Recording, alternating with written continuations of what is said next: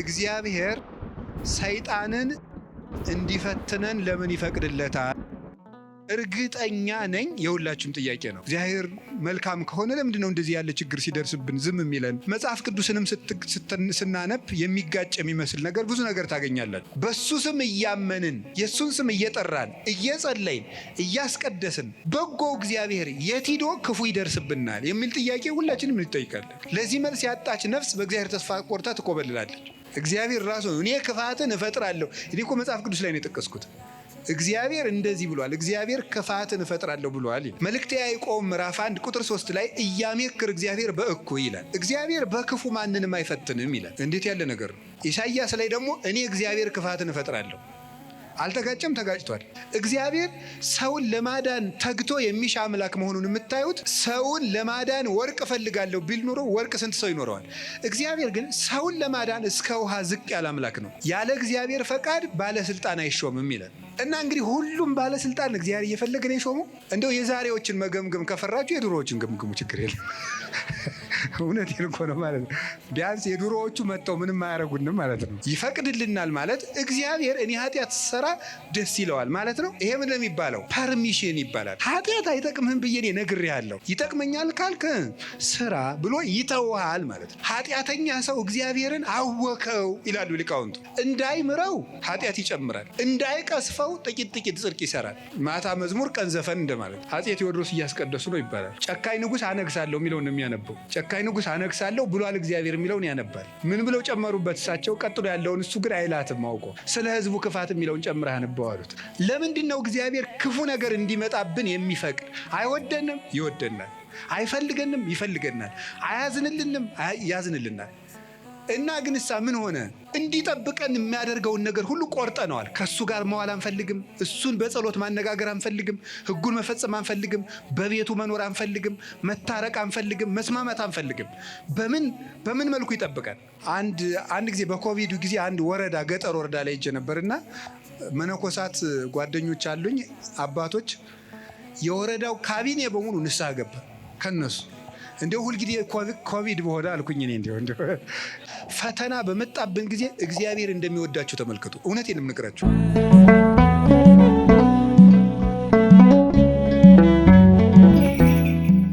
በስመ አብ ወወልድ ወመንፈስ ቅዱስ አሃዱ አምላክ። ቅድመ ዓለም የነበረ ይህንን ዓለም በካህሊነቱ የፈጠረ ዓለምን በቸርነቱ የሚመግብ ስጋችንን ለብሶ ያዳነን ፈጣሪያችን መድኃኒታችን ኢየሱስ ክርስቶስ ስላደረገልን ስለ ቸርነት ስራው ሁሉ ከባህሪ አባቱ ከአብ ከባህሪ ሕይወቱ ከመንፈስ ቅዱስ ጋር አንድ ለምትሆን መንግስቱ ክብር ምስጋና ይድረሰው። የእናታችን የቅድስት ድንግል ማርያም፣ የቅዱሳን መላእክት፣ የቅዱሳን ሐዋርያት፣ የቅዱሳን ነቢያት፣ የቅዱሳን ሰማዕታት፣ ጻድቃን ረድኤታቸው በረከታቸው ከእኛ ጋር ይሁን። ቸሩ አምላካችን ኢየሱስ ክርስቶስ በዚህ ስለሰበሰበን እንዲያስተምረንም ስለፈቀደልን ስሙ የተመሰገነ ይሁን። በመካከላችን ተገኝቶ እንዲያስተምረንም ፈቃዱ ይሁንልን። እንደ እግዚአብሔር ፈቃድ ዛሬ የምንማማርበት የትምህርታችን ርዕስ እግዚአብሔር ሰይጣንን እንዲፈትነን ለምን ይፈቅድለታል በሚል ርዕስ ነው የምንማማረው። እንግዲህ መቼም ትምህርት ስንማር አንዳንድ ጥያቄ መመለስ ነው ዓላማው። ሰይጣን የሚፈጥርብንን ዓላማ መመለስ ነው። እርግጠኛ ነኝ የሁላችሁም ጥያቄ ነው አይደለም? ብዙ ሰው የማያምኑ ሰዎችም ይህንን ይጠይቃሉ። እግዚአብሔር መልካም ከሆነ ለምንድን ነው እንደዚህ ያለ ችግር ሲደርስብን ዝም የሚለን? ለምን ዝም ይላል እግዚአብሔር የሚል ነገር አለ። መጽሐፍ ቅዱስንም ስናነብ የሚጋጭ የሚመስል ነገር ብዙ ነገር ታገኛላችሁ። የመጀመሪያው እግዚአብሔር ባህሪው መልካም ነው። ባህሪው መልካም ነው። በሱ ዘንድ ክፉ የለም። አልወ ጽልመት ውስተ መክፈልታቲሁ። በእግዚአብሔር በባህሪው ኃጢአት የለበትም፣ ነውር ነቀፋ የለበትም። እስመ ንጹሕ አጠባያቲሁ ለእግዚአብሔር። የእግዚአብሔር ባህሪ ሁሉ ፍጹም ንጹሕ ነው። እግዚአብሔር ባህሪው ንጹሕ ነው። ፈቃዱ ደግሞ መልካም ነው። ኄር እግዚአብሔር ለእለ ይትዔገሥዎ ወያድኅኖሙ በጊዜ ምንዳቤሆሙ። እግዚአብሔር ለሚታገሱት ሁሉ እግዚአብሔር መልካም ነው፣ በመከራ ቀንም መሸሸጊያ ነው ይላል ትንቢተ ናሆም ምዕራፍ 1 ቁጥር 7 ላይ። እግዚአብሔር መልካም ነው፣ በመከራ ቀንም መሸሸጊያ ነው። እግዚአብሔር መልካም ነው፣ በመከራ ቀንም መሸሸጊያ ነው። ወምስካኢነ ውእቱ አምላኩ ለያዕቆብ የያዕቆብ አምላክ መጠጊያችን ነው። ወበይንተዝ ኢንፈርህ ለማድለቅለቀት ምድር ወለመኒ ፈለሱ አድባር ውስተ ልበ ባሕር። ስለዚህ ተራሮች ተነስተው ወደ ባህር ልብ እንኳን ተነስተው ቢገቡ ወይም ቢነቀሉ አንደነግጥም፣ የያዕቆብ አምላክ መጠጊያችን ነውና። ይሄ እግዚአብሔር መልካም እንደሆነ ነው የሚያሳየው። እግዚአብሔር ያበርህ ሊተ ምንትኑ ያፈራህኒ፣ እግዚአብሔር ብርሃኔና መድኃኒቴ ነው፣ የሚያስፈራኝ ምንም የለም። እግዚአብሔር ምእመና ለሕይወቴ፣ እግዚአብሔር የሕይወቴ መታመኛዋ ነው። ምንም የምፈራው ነገር የለም። እመኒ ጸብአኒ ተአይን እይፈራሃኒ ልብየ፣ ሰራዊት እንኳን ከቦ ቢወጋኝ እግዚአብሔር መታመኛዬ ነውና አልፈራም ይላል። ስለ እግዚአብሔር ብርሃን ነው፣ እግዚአብሔር መድኃኒት ነው፣ እግዚአብሔር መልካም ነው። እሱ ራሱ ምንላል? አነ ውእቱ ኖላዊ ኄር ዘበአማን፣ እኔ እውነተኛ እረኛ መልካም እረኛ እኔ ነኝ ይላል። በጎ እረኛ እኔ ነኝ። እንኳን በአፋ ሆኖ መጠበቅ ይቅርና ራስን አሳልፎ በመስጠት እንኳን የሚጠብቅ እረኛ ነው እሱ።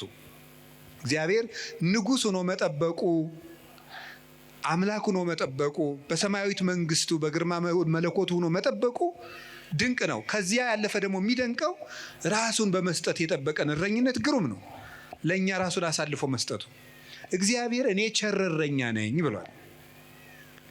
እኔ ቸር እረኛ ነኝ፣ በጎቼም እኔን ያውቁኛል፣ ድምፄንም ይሰማሉ። በእኔ በኩል የሚገባ ይድናል። እኔ በጎች በር ነኝ። ዘዋንተ ኀቤ ውእቱ ይድህን፣ በእኔ በኩል የሚገባ ይድናል። ይበው ወይወፅእ፣ ይገባል ይወጣል፣ ወይረክብ ምርአየ፣ መሰማሪያም ያገኛል ይላል። ስለዚህ በጎቼ እኔን ያውቃሉ፣ እኔም በጎቼን አውቃለሁ። አልቦ ዘየሐይደኒዮን እምዴ፣ በጎቼን ከእጄ የሚነጥቃቸውም ከቶ የለም ይላል። እንግዲህ እግዚአብሔር ጠባቂያችን ነው፣ እረኛችን ነው፣ መልካም ነው፣ ቸር ነው። እግዚአብሔር ሰው እንዲጠፋም አይፈልግም። ኢፈነወ እግዚአብሔር ለወልዱ ከመ ይትሐጐል ኩሉ ዓለም አላ ከመ ይሕየው። እግዚአብሔር ዓለሙ ሁሉ እንዲድን እንጂ እንዲጠፋ ልጁን አላከውም ይላል። እግዚአብሔር ዓለሙ ሁሉ እንዲድን ነው እንጂ እንዲጠፋ አይፈልግም። ቅድምም ብፁዕ አባታችን እንደጠቀሱልን ጢሞቴዎስ ምዕራፍ 2 ቁጥር 1 ላይ ሲናገር ዘይፈቅድ ይሕየው ኩሉ ዓለም ዘአነ ቀዳሚሆሙ ለኃጥአን፣ የኃጥአን መጀመሪያቸው የምሆን እኔንም ጨምሮ ዓለም ሁሉ እንዲድን የሚወድ እግዚአብሔር ይላል ቅዱስ ጳውሎስ። ዓለም ሁሉ እንዲድን የሚወድ እግዚአብሔር የሚወደው ዓለም ሁሉ እንዲድን ነው። ወይኩን ፈቃድከ እንላለን። ፈቃድህ በሰማይ እንደሆነች እንዲሁም በምድር ትሁን እንላለን። ቅዱስ ዮሐንስ አፈወርቄን ሲተረጉም ፈቃዱሰ ለእግዚአብሔር ድህነተ ዓለም ውእቱ ይላል። ፈቃድህ ይሁን እያልን እንጸለያለን። ፈቃዱ ምንድን ነው ይልና የእግዚአብሔር ፈቃዱ ዓለም እንዲድን ነው ይላል። ሰዎችን ሁሉ ይወዳል፣ ለፍጥረት ሁሉ ይራራል። እግዚአብሔር ፍጥረትን እግዚአብሔር እንኳን እሱ ይቅርና ቅዱሳን ቸሮች ናቸው። የቅዱሳን ቸርነት ከሰው አንሶ እስመ ነፍሰ ጻድቅ ይትራራ ላዕለ ነፍሰ እንስሳሁ፣ የጻድቅ ሰው ነፍስ ለእንስሳ እንኳን ይራራል ይላል። ጻድቅ ለእንስሳ እንኳን የሚያዝን ነው። እግዚአብሔርን ተውት። አንድ ሰው እግዚአብሔርን መምሰል ሲጀምር ለእንስሳ እንኳን የሚያዝን ይሆናል። ለእንስሳት የሚያዝን ይሆናል። ዛሬም ድረስ አሉ ለእንስሳት የሚያዝኑ። በገጠር ያሉት ያዝናሉ። የከተማው ሰው እንጃ ያላውቅም፣ ከተማ ስለማልኖር። የገጠር እናቶች ጤፍ እንኳን ሲያበጥሩ ለወፎቹ ይተውላቸዋል፣ እንዲለቅሙ ይተውላቸዋል። ለዝንጀሮ ይተዋል። በኦሪት ዘዳግም ማለት ቃርሚያ በቃረምክ ጊዜ አዝመራህን ጨርሰህ አትጨደው፣ ለድሃና ለአውሬ ተው ተብሏል። ርኅራኄ የብሉይ ኪዳንም የአዲስ ኪዳንም አስተምሮ ነው። ጥጃውን አርደህ በእናቱ ወተት አትቀቅለው ይላል። የቸርነት ስራ ነው ይሄ። ርኅሩሁን ነው። በእናትና በልጅ መካከል ገብተህ ጭካኔን አታድርግ ማለት ነው። እናትና ልጅን መለየት ጭካኔ ስለሆነ እግዚአብሔር እንኳን ለሰው እናትና ልጅ ይቅርና ለእንስሳት እናትና ልጅነት የሚያዝን ርኅሩህ ነው እግዚአብሔር። ለእንስሳቱ ርኅራኄ ሰርቶላቸዋል። አህያውን ያለመጠን እንዳይጭኑት ስርዓት ሰርቷል እግዚአብሔር። በሬና በሬ እንዳይዋጋ ስርዓት ሰርቷል።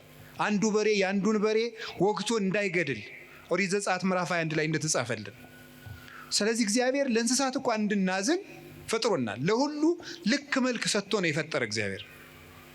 ሁሉም እንኳን እሱ የእሱ ቅዱሳን እንኳን ቅዱሳን እሱ የፈጠረው ፍጥረት እንኳን መልካም ነው።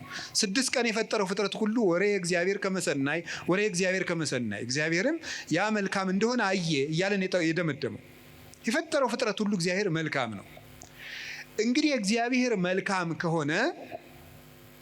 መልካም ከሆነ ቸርም ከሆነ እንዳንጠፋም የሚፈልግ ከሆነ እንድንድንም የሚፈልግ ከሆነ ቸርረኛችንም ከሆነ እሱን ከተጠጋን ምንም የሚነጥቀን ከሌለ በሱ ስም እያመንን እሱን ጥግ እያደረግን የሱን ስም እየጠራን እየጸለይን እያስቀደስን በጎ እግዚአብሔር የት ሄዶ ክፉ ይደርስብናል የሚል ጥያቄ ሁላችንም እንጠይቃለን። ዲያብሎስ ራሱ ክፉ ነገርን ያመጣና እግዚአብሔር ቸር ከሆነ ክፉ ነገር ለምን አመጣብህ ብሎ ደግሞ ይጠይቀናል። ለዚህ መልስ ያጣች ነፍስ በእግዚአብሔር ተስፋ ቆርጣ ትቆበልላለች። ለምንድን ነው እግዚአብሔር የማያዝንልኝ? አንዳንድ ጊዜ ደግሞ እንዲያውም በተለይ ያሁኑ ትውልድ ምን ብሎ ሊጠይቅ ይችላል? ቆይ እግዚአብሔር በእኔ ስቃይ ደስ ይለዋል ይላል። እግዚአብሔር በእኔ ስቃይ ደስ ይለዋል ወይ? ለምንድን ነው እኛ ስንሰቃይ ዝም የሚለው የሚል ጥያቄ እዚሁ ጋር የሚያያዝ አንድ የመጽሐፍ ቅዱስ ጥቅስ ላንሳላችሁ። አነ ውእቱ እግዚአብሔር ዘፈጠርኩ ብርሃነ ወገበርኩ ጽልመተ። ብርሃንን የፈጠርኩ እኔ ነኝ፣ ጨለማንም የሰራሁ እኔ ነኝ። አመጽ ሰላመ እፈጥር ሰላመ ወእገብር እኪተ። ሰላምንም አመጣለሁ ክፋትንም እፈጥራለሁ። አነ እግዚአብሔር ፈጠርኩ ዘንተ ኩሎ። እኔ እግዚአብሔር ሁሉንም ይሄንን ፈጠርኩ ይላል ትንቢተ ኢሳይያስ ምዕራፍ 45 ቁጥር 6 ላይ እኔ እግዚአብሔር ሰላምን አመጣለሁ ክፋትን እፈጥራለሁ፣ ብርሃንን እፈጥራለሁ፣ ጨለማንን እፈጥራለሁ ይላል። እዚያ ላይ እግዚአብሔር መልካም ነው አለ። አሁን ደግሞ እዚህ ላይ እኔ እግዚአብሔር ክፋትን እፈጥራለሁ ይላል። እግዚአብሔር ክፋትን ይፈጥራል? ምን ትላላችሁ? እንዴ እፈጥራለሁ ያለ እኮ ራሱ ነው። እግዚአብሔር ራሱ ነው እኔ ክፋትን እፈጥራለሁ። እኔ እኮ መጽሐፍ ቅዱስ ላይ ነው የጠቀስኩት። እግዚአብሔር እንደዚህ ብሏል፣ እግዚአብሔር ክፋትን እፈጥራለሁ ብሏል ይላል። ምን ትላላችሁ? እኔ ክፋትን የምፈጥር አምላክ ነኝ ይላል። እኔ ሰላምንም አመጣለሁ ጦርነትን የማመጣው እኔ ነኝ ይላል። ከዚያ መልሶስ ደግሞ ምን ይላል? ደግሞ መልእክተ ያዕቆብ ምዕራፍ 1 ቁጥር 3 ላይ እያሜክር እግዚአብሔር በእኩይ ይላል። እግዚአብሔር በክፉ ማንንም አይፈትንም ይላል። እንዴት ያለ ነገር ነው! እግዚአብሔር በክፉ ማንንም አይፈትንም። ኢሳይያስ ላይ ደግሞ እኔ እግዚአብሔር ክፋትን እፈጥራለሁ። አልተጋጨም? ተጋጭቷል? እሺ አልተጋጨም። አነስታሴዎስ የሚባል ሊቅ ምን ብሎ ይናገራል? መጽሐፍ ቅዱስ ተጣልቶ አያውቅም። መጽሐፍ ቅዱስ የተጣላ መስሎ የሚታየን እኛ ከመጽሐፍ ቅዱስ ጋር ስለተጣላን ነው ይላል። አንተ ከመጽሐፍ ጋር ስትታረቅ መጽሐፍ ተጣልተው አያውቁም ብሎ ይናገራል። ስለዚህ እግዚአብሔር መልካም ነው። እስቲ እግዚአብሔር መልካም ነው በሉ። እግዚአብሔር ቸር ነው በሉ። ሰው ሁሉ እንዲድን ይፈልጋል፣ ይረዳናልም። ልብ በሉ። እንዲያውም ምንድን ነው የሚለው? ወይፈቅድ ምክንያት ለድኂን። እግዚአብሔር ሰውን ለማዳን ምክንያት ይፈልጋል። ሰውን ምክንያት ፈልጎ ነው የሚያድን እንጂ ቆይ እስቲ በገሌ በምን ልፍረድበት አይደለም የሚለው። የሚያድን ነገር ከዚህ ሰውዬ ምን ላግኝ፣ እንዲያው ምን አይቼ ልማረው ነው የሚለው እንጂ እግዚአብሔር እንዲያው በገሌ በምን ልፍረድ ይችንም ልመዝግብ አይደለም የሚለው። ኃጢአትን ብትቆጣጠር ኑሮ በፊት ማን ይቆማል ያለ ዳዊት ይሄን ነው። ኃጢአትን ብትቆጥር በአንተ ፊት የሚቆም ማንም አይቆምም። ቸርነትን ነው የሚቆጥር። እግዚአብሔር ሰውን ለማዳን ተግቶ የሚሻ አምላክ መሆኑን የምታዩት ሰውን ለማዳን ወርቅ እፈልጋለሁ ቢል ኑሮ ወርቅ ስንት ሰው ይኖረዋል? እግዚአብሔር ግን ሰውን ለማዳን እስከ ውሃ ዝቅ ያለ አምላክ ነው። ቀዝቃዛ ውሃ የሰጠ ይድናል አለ። ምን ማለት መስላችሁ? እስከ ትንሹ ነገራችሁ ድረስ እናንተን ለማዳን እወርዳለሁ። ውሃ ማንም ሰው ሊያገኘው የሚችለው ነው። ሌላ መንፈሳዊ ትርጉም አለው። ውሃ የሰጠ የተባለ ይላል ቅዱስ ቄርሎስ። ሰው ምንም ነገር ቢሰጥ በእግዚአብሔር ዘንድ ውሃ ነው። አካልህን እንኳን ለእግዚአብሔር ቆራርጠ ለሰማዕትነት አሳልፈ ብትሰጥ ለእግዚአብሔር ግን ውሃ እንደመስጠት ነው። ምክንያቱም ያ አካል የራሱ ነው። እግዚአብሔር ደግሞ ለአንተ ያደረገልህ ነገር ያንተ አካል ቢቆራረጥ እንኳን የማይመጥን ነው። ስለዚህ ለእግዚአብሔር ምንም ነገር ብንሰጥ ውሃ ነው። አካል እንኳን መስጠት ቢሆን ውሃ ነው። እንደዚያ ከሆነ እግዚአብሔር እንደዚህ ያለ መልካም አምላክ እንዲህ ያለ መልካም አባት ከሆነ ለኛ የሞት አምላክ አኮ በመላክ ወአኮ በተንባል መልአክ ልኮ አማላጅ ልኮ ሳይታረቀን ራሱ መጥቶ ከታረቀን እስከዚህ ድረስ ሰው የሚወድ አምላክ ከሆነ ለምንድነው እግዚአብሔር ክፉ የሚያመጣብን የሚል ጥያቄ ይኖራል። እግዚአብሔርስ በክፉ ይፈትናል ወይ? መልሱ አይፈትንም ነው። እስኪ አይፈትንም በሉ። እግዚአብሔር በክፉ ይፈትናል አይፈትንም? እግዚአብሔር ክፉ ይፈጥራል አይፈጥርም? እስኪ ንገር፣ ይፈጥራል አይፈጥርም? አይፈጥርም። እግዚአብሔር እንዴ እፈጥራለሁ ብሎ አላልክም ቅድም ልትሉ ትችላላችሁ። እግዚአብሔር ክፉ አይፈጥርም። ታዲያ ምን ማለት ነው? ክፉ ሲመጣ ዝም ይላል ነው። እስኪ በሉ ንገሩ እንጂ ክፉ ሲመጣ እስኪ ለምሳሌ እንዲህ የሚል ነገር አለ። ሮሜ ምዕራፍ 13 ቁጥር 1 ላይ እስመ ይሰየም መኮንን ዘእንበለ ዘእምኀበ እግዚአብሔር ይላል። ያለ እግዚአብሔር ፈቃድ ባለስልጣን አይሾምም ይላል። በደንብ ስሙ። ያለ እግዚአብሔር ፈቃድ ምን አይሾምም? እና እንግዲህ ሁሉም ባለስልጣን እግዚአብሔር እየፈለገ ነው የሾመው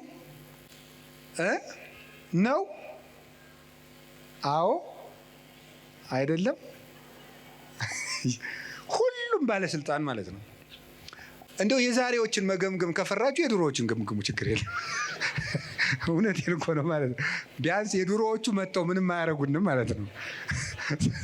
ስለዚህ የድሮዎቹን መገምገም ትችላላችሁ። እና እንደው ሁሉንም እግዚአብሔር እየወደደ የተሾሙ ናቸው። ምን ይመስላችኋል? ይሄ እግዚአብሔር ክፉ ነገር ሲመጣ ይፈቅዳል ነው። እስቲ ይፈቅዳል በሉ። ይፈቅዳል የሚለው ነገር ፈቃድ እግዚአብሔር የሚባለው ሁለት ትርጉም አለው። ፈቃድ እግዚአብሔር የሚባለው አንደኛው ውዴታ ነው። ሁለተኛው ደግሞ ይሁን ማለት ነው። የእንግሊዘኛ ቃላትን ለመጠቀም ይቅርታ አድርጉልኝ፣ ልጠቀም ነው ገና ስለ ቅርብ ለማድረግ ለእናንተ እንዲመቸኝ ነው። የመጀመሪያው ምን ይባላል? ፐርሚሽን ይባላል። እስቲ ፐርሚሽን በሉ እንጂ። ሁለተኛው ዊል ይባላል። እስቲ ዊል በሉ። እሺ ፐርሚሽን ማለት ምን ማለት ነው?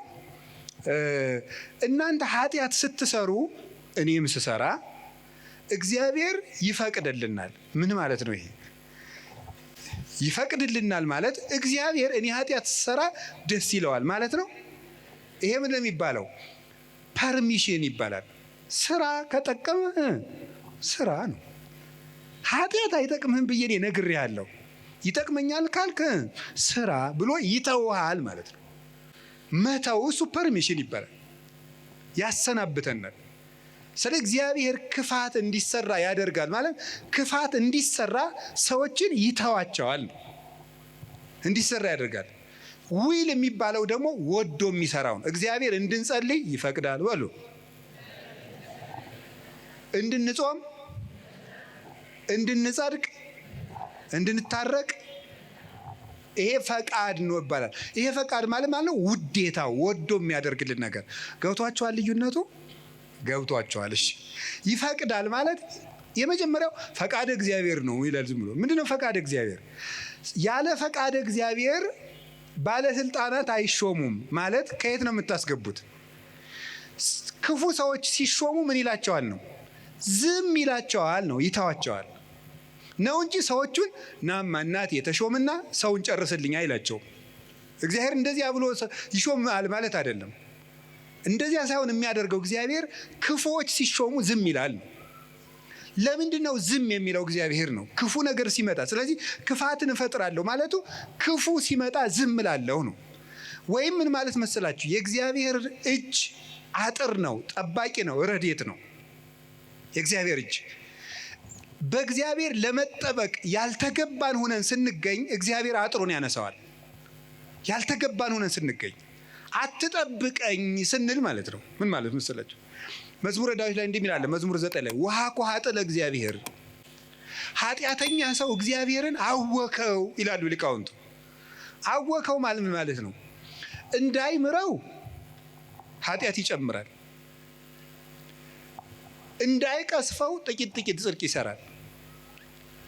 ማታ መዝሙር ቀን ዘፈን እንደማለት እያቀላቀለ እግዚአብሔርን አወቀው። ወይም ደግሞ ኃጢአተኛ ሰው እግዚአብሔርን አነሳሳው ይላሉ አባቶቻችን። እንደ ደረቅ ሰው ይላሉ። እንደ ደረቅ ሰው እንደው ጣይም አድርጌው ነው እንጂ ሌላ ነው የሚል አንድምታው። ደረቅ ሰው የሚለው ምን ማለት መስላችሁ? አቅም የሌለው ሰው እኔ አንተ ሰው ረፍ ብያለሁ ሲለምናል ወንድ እስኪነካኝ ወተት ነው እንጂ ደም አይወጣኝ የሚል ይሄ ማለት ነው። አቅም የለው ግን ደረቅ የሆነ ማለት ነው። በሉኝ የሚል ማለት ነው። ኃጢአት እየሰራ በየቀኑ ለእግዚአብሔር የመቅሰፍት ጨንገር የሚያቀብለው ሰው ማለት ነው። ቅሰፈኝ እያለ እግዚአብሔርን መቅሰፍት የሚለምን ሰው አለ ነው። እግዚአብሔር የመዳን እድል የመስተካከል እድል በሰጠው ቁጥር እየተበላሸ ለእግዚአብሔር የቁጣ በትር የሚያቀብለው ሰው፣ ለዚህ ሰው እግዚአብሔር የጥበቃ ረድኤቱን ያነሳበታል። ልቡ እንዲስተካከል የሚያራራውን የሚገስጸውን ረድኤቱን ሲያነሳው ልቡ ይደነድናል፣ ጨካኝ ይሆናል፣ ያሰናብተዋል። ያን ጊዜ ሰዎች በሙሉ አራዊት አጥር ሲነሳላቸው በተከፈተ ቤት ውስጥ ገብተው እንደሚሰለጥኑት ሁሉ እግዚአብሔር ረድኤቱን ከኛ ላይ ሲያነሳ አራዊት የሆኑ ሰዎች በስልጣን ሊሆን ይችላሉ፣ በጭካኔ ሊሆን ይችላሉ፣ መጥተው እንዲሰለጥኑ ያደርጋቸዋል ማለት ነው። በሰው ላይ እንዲሆኑ ያደርጋቸዋል እንደተባለው ማለት ነው። አንድ ዲያቆን ነው አይደል የተባለው መቅደስ ውስጥ ቅዱስ ጳውሎስን መልእክት ማንበቡን ትቷሉ የኢዮብን መጽሐፍ ያነባል አሉ። እንዲያው እኮ ይገርማል። እና የሚያነበው ደግሞ አነግስ ብእሴ መደለው የሚለውን ነው። አፄ ቴዎድሮስ እያስቀደሱ ነው ይባላል። ጨካኝ ንጉሥ አነግሳለሁ የሚለውን ነው የሚያነበው። ጨካኝ ንጉሥ አነግሳለሁ ብሏል እግዚአብሔር የሚለውን ያነባል። ምን ብለው ጨመሩበት እሳቸው? ቀጥሎ ያለውን እሱ ግን አይላትም አውቆ በይንተ ከህዝብ የሚለውን ጨምረው እንጂ አሉት አሉ። ስለ ህዝቡ ክፋት የሚለውን ጨምረህ አነበው አሉት። ስለምኑ ክፋት ነው? ስለ ህዝቡ ክፋት ነው። ስለዚህ ክፉ ነገርን ማን ነው ያመጣው ካላችሁን፣ እኛ በሉ ንገሩኝ እንጂ እኛ ነን ክፉ ነገርን የምናመጣው። እግዚአብሔር ክፉ ነገርን አመጣለሁ ማለት ክፉ ነገር ሲመጣ ዝም እላለሁ፣ አሰናብተዋለሁ ማለት ነው። ፈርዖን በእስራኤል ላይ እንዲሰለጥን ዝም እለዋለሁ ነው፣ አሰለጥነዋለሁ። ለምንድን ነው እግዚአብሔር ክፉ ነገር እንዲመጣብን የሚፈቅድ?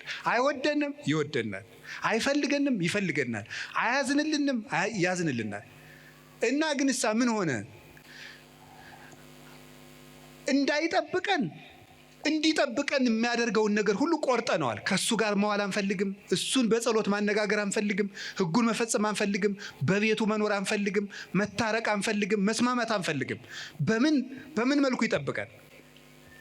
አብሮን ቢኖር ክፉ አይደርስብንም። አብሮን እንዳይኖር ደግሞ ቤታችን ቆልፈናል። እኔ በደጅ ቁሜ አንኳኳለሁ፣ የሚከፍትልኝ ቢኖር ራት እበላለሁ ብሏል።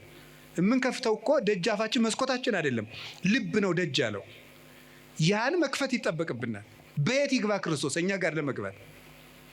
ስለዚህ እንዳይጠብቀን ስናደርግ ክፉ ነገሮች ወደኛ ይመጣሉ። እንደ ቅዱስ ዮሐንስ አፈወርቅ ደግሞ አነጋገር እግዚአብሔር ክፉ ነገር ወደኛ የሚያመጣው አስፈራርቶ ወደ ቤት ለማምጣት ነው ይላል። ምን ለማድረግ ነው?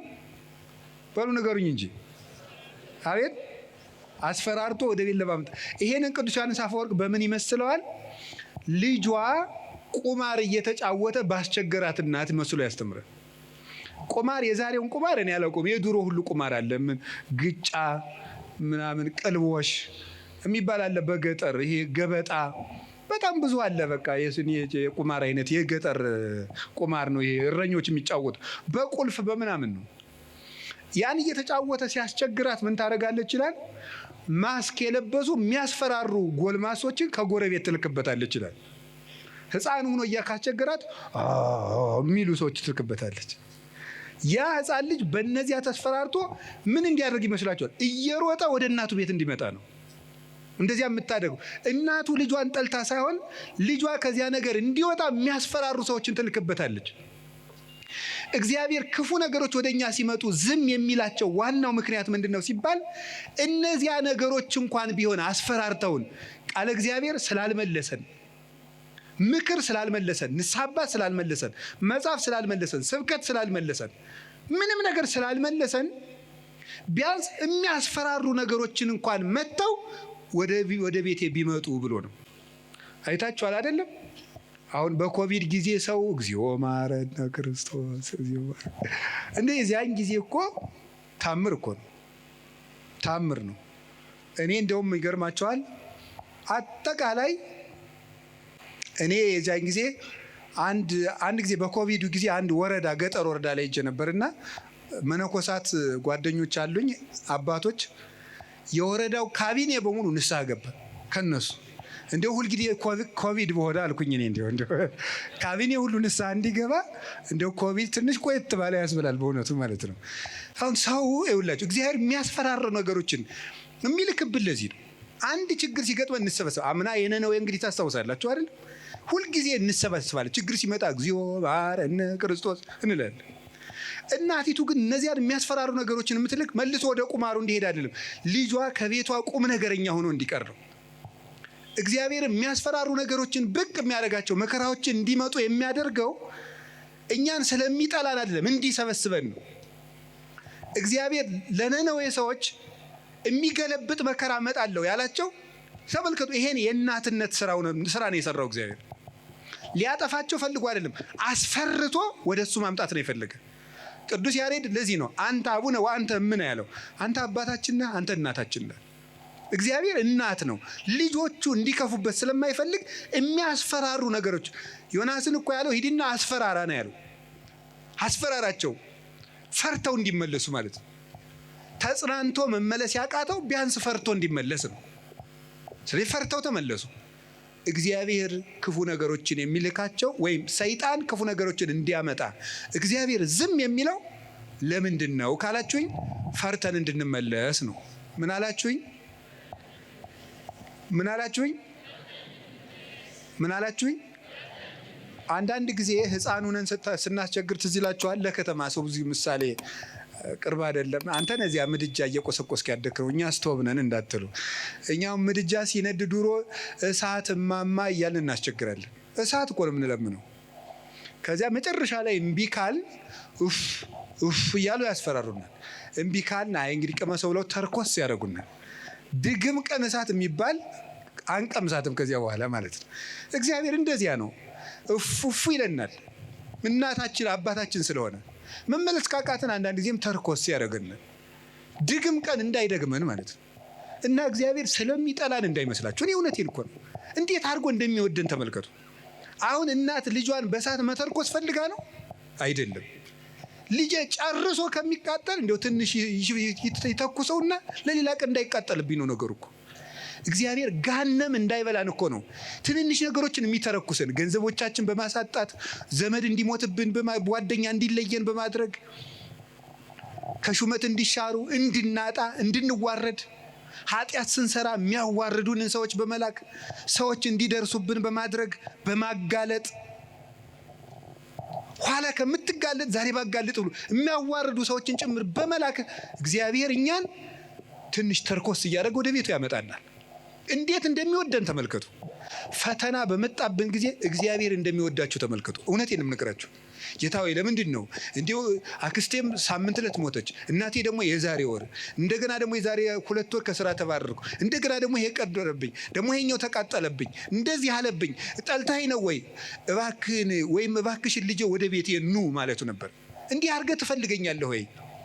ራስቼ ስለኖርኩ የማስታውስበት መከራ ሰጠኸኝ ተብሎ ነው መመስገድ ያለበት። አንተን እንዳስታውስህ የመጥሪያ ደብዳቤ ላክልኝ ነው። መጽሐፍ ቅዱስን ደብዳቤ ጽፎ ላከ፣ ንስሐ አባት ላከ፣ መጽሐፍትን ጽፎ ላከ፣ በቅዳሴ ጠራን፣ በትምህርት ጠራን፣ በመዝሙር ጠራን፣ ወንድሞቻችን ሲመጡ በመከራ ጠራን፣ አልተመለስንም። መጨረሻ ላይ ደግሞ የመከራ መልእክት ይልካል። እባካችሁ ኑ ነው።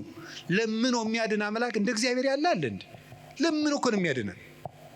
አሁን ሙሴን አላያችሁትም? እንዴት አስፈራርቶ መመለስ እንደፈለገ። እስራኤል ጣዖት ሲያመልኩ ሙሴ አቤት ተወኝ እጄ ላጠፋቸው ነው። አሁን ሙሴ እግዚአብሔር ጨብጦት ነው ይዞት እጄ ላጠፋቸው ነው። እንዲሁ እኮ ይገርማል እኮ እግዚአብሔር የሚያደርገው ነገር። ኧረ ተው አታጥፋ። እንዲህ ማብላት ሲያቅተው ጊዜ በረሃ አምጥቶ ጨረሳቸው ነው የሚለው አለ ሙሴ። እግዚአብሔር እንዳይሰደብበት ነው እሱ። 40 ዓመት ማብላት ሲያቅተው በረሃ አምጥቶ ጨረሳቸው ነው የሚሉ አሉት። እንዲያውም እነሱን አታጥፋ አባቶቻችን ሲተረጉሙ አሁን እግዚአብሔር ሊያጠፋቸው ወዶ አይደለም ሙሴ እንዲሰራቸው እንዲቀጣቸው ብለው ነው እንጂ ይላሉ። እንግዲያስ ሂድና ቀጣ አለው። ሰርቶ ቀጥቶ እስራኤልን ወደ ራሱ ሰበሰባቸው። በማስፈራራት እንድንመለስ እግዚአብሔር ክፉ ነገር እንዲመጣ ያደርጋል። ከቃሉ ጋር ናችሁ? ከቃሉ ጋር ናችሁ? እግዚአብሔር ከሁላችን ጋር ይሁን። ስንት ሰው ነው እግዚአብሔር በሚያውቀው እንዴ ተነግሮ እኔ እንዲያው አሁን ሰውየው መዚህ ስለሌለ ተመስገን ነው ልናገር። ተነግሮ ይሄንም አይሰማውም፣ ችግር የለም። ተነግሮ አልሰማ ያለ ሰውዬ የሳምባ ቲቪ ገብገብ ሲያደርገው የቆረበ ሰውን ያውቃሉ። ተመስገን ነው። እንኳን ቲቪ መጣ። እንዲህ እውነቴን እኮ ነው የምነግራቸው። ተርኩት ስንት ሰው ነው፣ ስንት አመፀኛ ነው። ጸበል እንደምን ሰነበታቸው፣ አማን ነው፣ ሰላም ነው፣ ፒስ ነው የሚለው ሁሉ ጸበል ሲሄድ እግዚአብሔር ይመስገን የሚለው እንዲሁ እግዚአብሔርማ ይተርኩሰን እንጂ እውነቴን እኮ ነው የምነግራቸው። እግዚአብሔርማ ይተርኩሰን። ምድር ጠቧችሁ እኮ የምትራመዱት ሁሉ ጸበል ስትሄድ ኩምሽሽ በቃ እንዲሁ ለተቸገረ እንድናዝን አረማመዳችን እኮ ልክ እንዲኖረው ንግግራችን መጠን እንዲያበጅ እግዚአብሔርማ ይተርኩሰን እንጂ ተነግረን ሰምተናል እንዴ? እውነቴን ነው። ስለዚህ ስንቶቻችሁን እስቲ አሁን እዚህ ውስጥ ራሱ ብቆሰቁስ እዚህ ከተሰበሰበው ውስጥ እግዚአብሔር በሚያውቀው እግዚአብሔር ነቅሶ ቢያወጣ ሲቸግራችሁ ወደ ቤተ ክርስቲያን የመጣችሁ ስንቶቻችሁ ናችሁ? ወይ ባል እንዴ ባለ ትዳሮች ሲጣሉ እኮ ነው ባጋባናቸው በ20 ዓመታቸው እኮ ነው ቤተክርስቲያን የሚመጡ ሲጣሉ ነው። ይኸው ከተጋባን 20 ዓመታችን ነው። ምላትን አትሰማኝም፣ ምንም አታዳምጠኝም ማለት ይጀምራል። ማለት 20 ዓመት ጠፍቶ ኖሮ ምናምን መከራውን ነው ተደዝድዞ ነው እዚህ ወዲያ መከራችን ምን ተመስገን ነው እንኳን መጣችሁ። ዋናው መሸም ነጋም መምጣታችሁ ነው። ስለዚህ እግዚአብሔር ሰው ሁሉ ራሱን እንዲጠላ ሊያደርግ ይችላል። እንድንመጣም ከፈለገ እግዚአብሔር ሰው እንዲጠላን አያደርግም። ሰው እንዲጠላን ሰይጣን ሲያደርግ ዝም ይላል። ይሄ እግዚአብሔር እኛን የሚጠራበት መንገድ ነው። በቸርነቱ ወደ ቤቱ ይጥራን። የነነዌ ሰዎች የሚያስተምሩን ይሄንን ነው። እኛም ነገ ከነገ ወዲያ አሁን ሁላችሁም ችግር ካለባችሁ እግዚአብሔር ጠልቶኝ ነው አትበሉ። እግዚአብሔር ወደ ቤቱ ሊጠራኝ ፈልጎ ነው ማለት ያለብን። ከቃሉ ጋር ናችሁ? እግዚአብሔር ከሁላችን ጋር ይሁን። ሁለተኛው እግዚአብሔር ክፉ ነገር ሲመጣብን ለምንድን ነው ዝም የሚለው ካላችሁን ለመጥራት ነው ብያቸዋለሁ። የኃጢአት ይቅርታ ለማድረግ ነው። የኃጢአት ይቅርታ ለማድረግ አንዳንዱን ሰው እግዚአብሔር በበሽታ የኃጢአት ይቅርታ ይሰጠዋል። አንዳንዱን ሰው ገንዘቡን አሳጥቶ ሰውነቱን ከመቅሰፍ ይሰውረዋል። ገንዘብ የሰውነት ቤዛ ነው ይላሉ አባቶቻችን። ኦሪት ነው ያለችው። በሰውየው ላይ ሊመጣ የነበረውን ችግር በገንዘቡ ላይ ያሳልፍለታል። በዚያው የከተማ ሰው ጦሱን ይዞ ይሄድ ይላል። የገጠር ሰው በዚያው ያሳልፈው ይላል። ያው አንድ ነው ቋንቋ። ያም ጦሱን ይዞ ይሄድ ምንድን ነው? ጦስ ምንድን ነው ታውቁታላችሁ? የሰውነት ገንዘብ የሰውነት ቤዛ ነው። የኃጢአት ይቅርታ እንድናገኝ ምን ያደርጋል መሰላችሁ? በሽታን ያመጣል፣ ደዌን ያመጣል። ያ ደዌ ኃጢአት፣ ደዌ ዘኃጢአት፣ ደዌ ሴት ይሉታል አባቶቻችን። የኃጢአት ይቅርታ እንድናገኝ ደዌን ያመጣል። ስለዚህ እግዚአብሔር ለምንድን ነው የሚያደርገው ሲባል ይቅርታ ለመስጠት ገስጾ ቆንጥጦ ነፍሱን ላትርፈው ብሎ ማለት ነው። እንዲሁም አባቶቻችን ምን ይላሉ? ለምሳሌ አንድ ጻድቅ ያደረገው ልንገራቸው። አንድ በጣም ፍጹም ጻድቅ አውሬ ሲበላው ያያል። አውሬ በልቶት ሳይቀበር ሲቀር፣ ሰውን ሁሉ የሚያስለቅስ ባለጸጋ ደግሞ በጥሩ አቀባበር ሲቀበር፣ እንደው ሰው ሁሉ አጅቦ ሲቀበር ያያል። እንደ እግዚአብሔር ሆይ እሱን ያገለገለህን ሰው አውሬ በልቶት እንዲሞት ታደርጋለህ፣ ቀማኛውን በስርዓት እንዲቀበር ታደርጋለህ። ፍርድ ምንድን ነው አለው። ይሄኛው ብዙ ጽድቅ አለው፣ ትንሽ ኃጢአት አለችው። የእሷን ቦታ የእሷን ፈንታ ስጋውን አውሬ እንዲበላው አድርጌ ነፍሱ ፍጹም እንድትሆን አድርጌያለሁ። ይሄኛው ደግሞ ሙሉ ኃጥ ነው፣ ግን ትንሽ ጽድቅ መቼስ የሌለው የለም። የዚያን ዋጋ ደግሞ በምድር ተመችቶት እንዲቀበር ተመችቶት እንዲኖር እንደገና ደግሞ በአጃቢ እንዲቀበር አድርጌያለዋል። ያኛውም የሰማይ ዋጋውን አግኝቷል፣ ይሄም የምድር ዋጋውን አግኝቷል። ስለዚህ ያኛውን አውሬ እንዲበላው ያደረኩት ሲበላው ዝም ያልኩት ዋጋው ፍጹም ይሆን ዘንድ ነው። አንተ በእኔ ፍርድ አትግባ ብሎ መለሰለት ይባላል። እኔ ሁሉንም አውቃለሁ ይላል። ስለዚህ አንዳንድ ጊዜ ሁላችንም እንላለን ለገሌ ያልሆነ እግዚአብሔር እገሌትን ታውቋታለች፣ አቤት ስታስቀድስ ሲያስቀድስ ማንም አይቀድመውም እኮ እንላለን። ግን ለነሱ ያልሆነ አይ ቤተ ክርስቲያን እነሱም እንዲህ ነው የሆኑ እንላለን። እግዚአብሔር ግን በኋላ አመጣዋለሁ። ይሄንን የሚያደርግበት ምክንያት ለኃጢአታቸው ይቅርታ ለማድረግ ነው። እንደዚህ ስላችሁ ደግሞ ጊዜ እንዲሁ በኃጢአቴ ነው ይሄን የተቀጣው ማለት ደግሞ በራሱ ትዕቢት ነው። ለምን መሰላችሁ? ለኃጢአቴ ይሄ መከራ ይበቃኛል ማለት ራሱ ትዕቢት ነው። በቸርነቱ ይዞኝ ነው እንጂ አባቶቻችን እንደ ቸርነት እንጂ እንደ በደላችን አይሁን የሚለውን ቅዳሴ ላይ ያለውን ቃል ሲተረጉሙ ብዙ ትርጉም ነው ያለው። መከራ የምታመጣብን የቸርነትህን ያህል ነው እንጂ የኃጢአታችን ያህል አምጥተህ አታውቅም ይላሉ። የቸርነቱን ያህል እንጂ የኃጢአታችን ያህል መከራ ቢያመጣ በምድር ላይ መቆም የሚችል ሰው የለም። ስለዚህ እግዚአብሔር ለምንድን ነው ይህን የሚያደርገው ሲባል ይቅርታ ሊሰጠን ነው። ከቃሉ ጋር ናችሁ? ከቃሉ ጋር ናችሁ? እግዚአብሔር ከሁላችን ጋር ይሁን።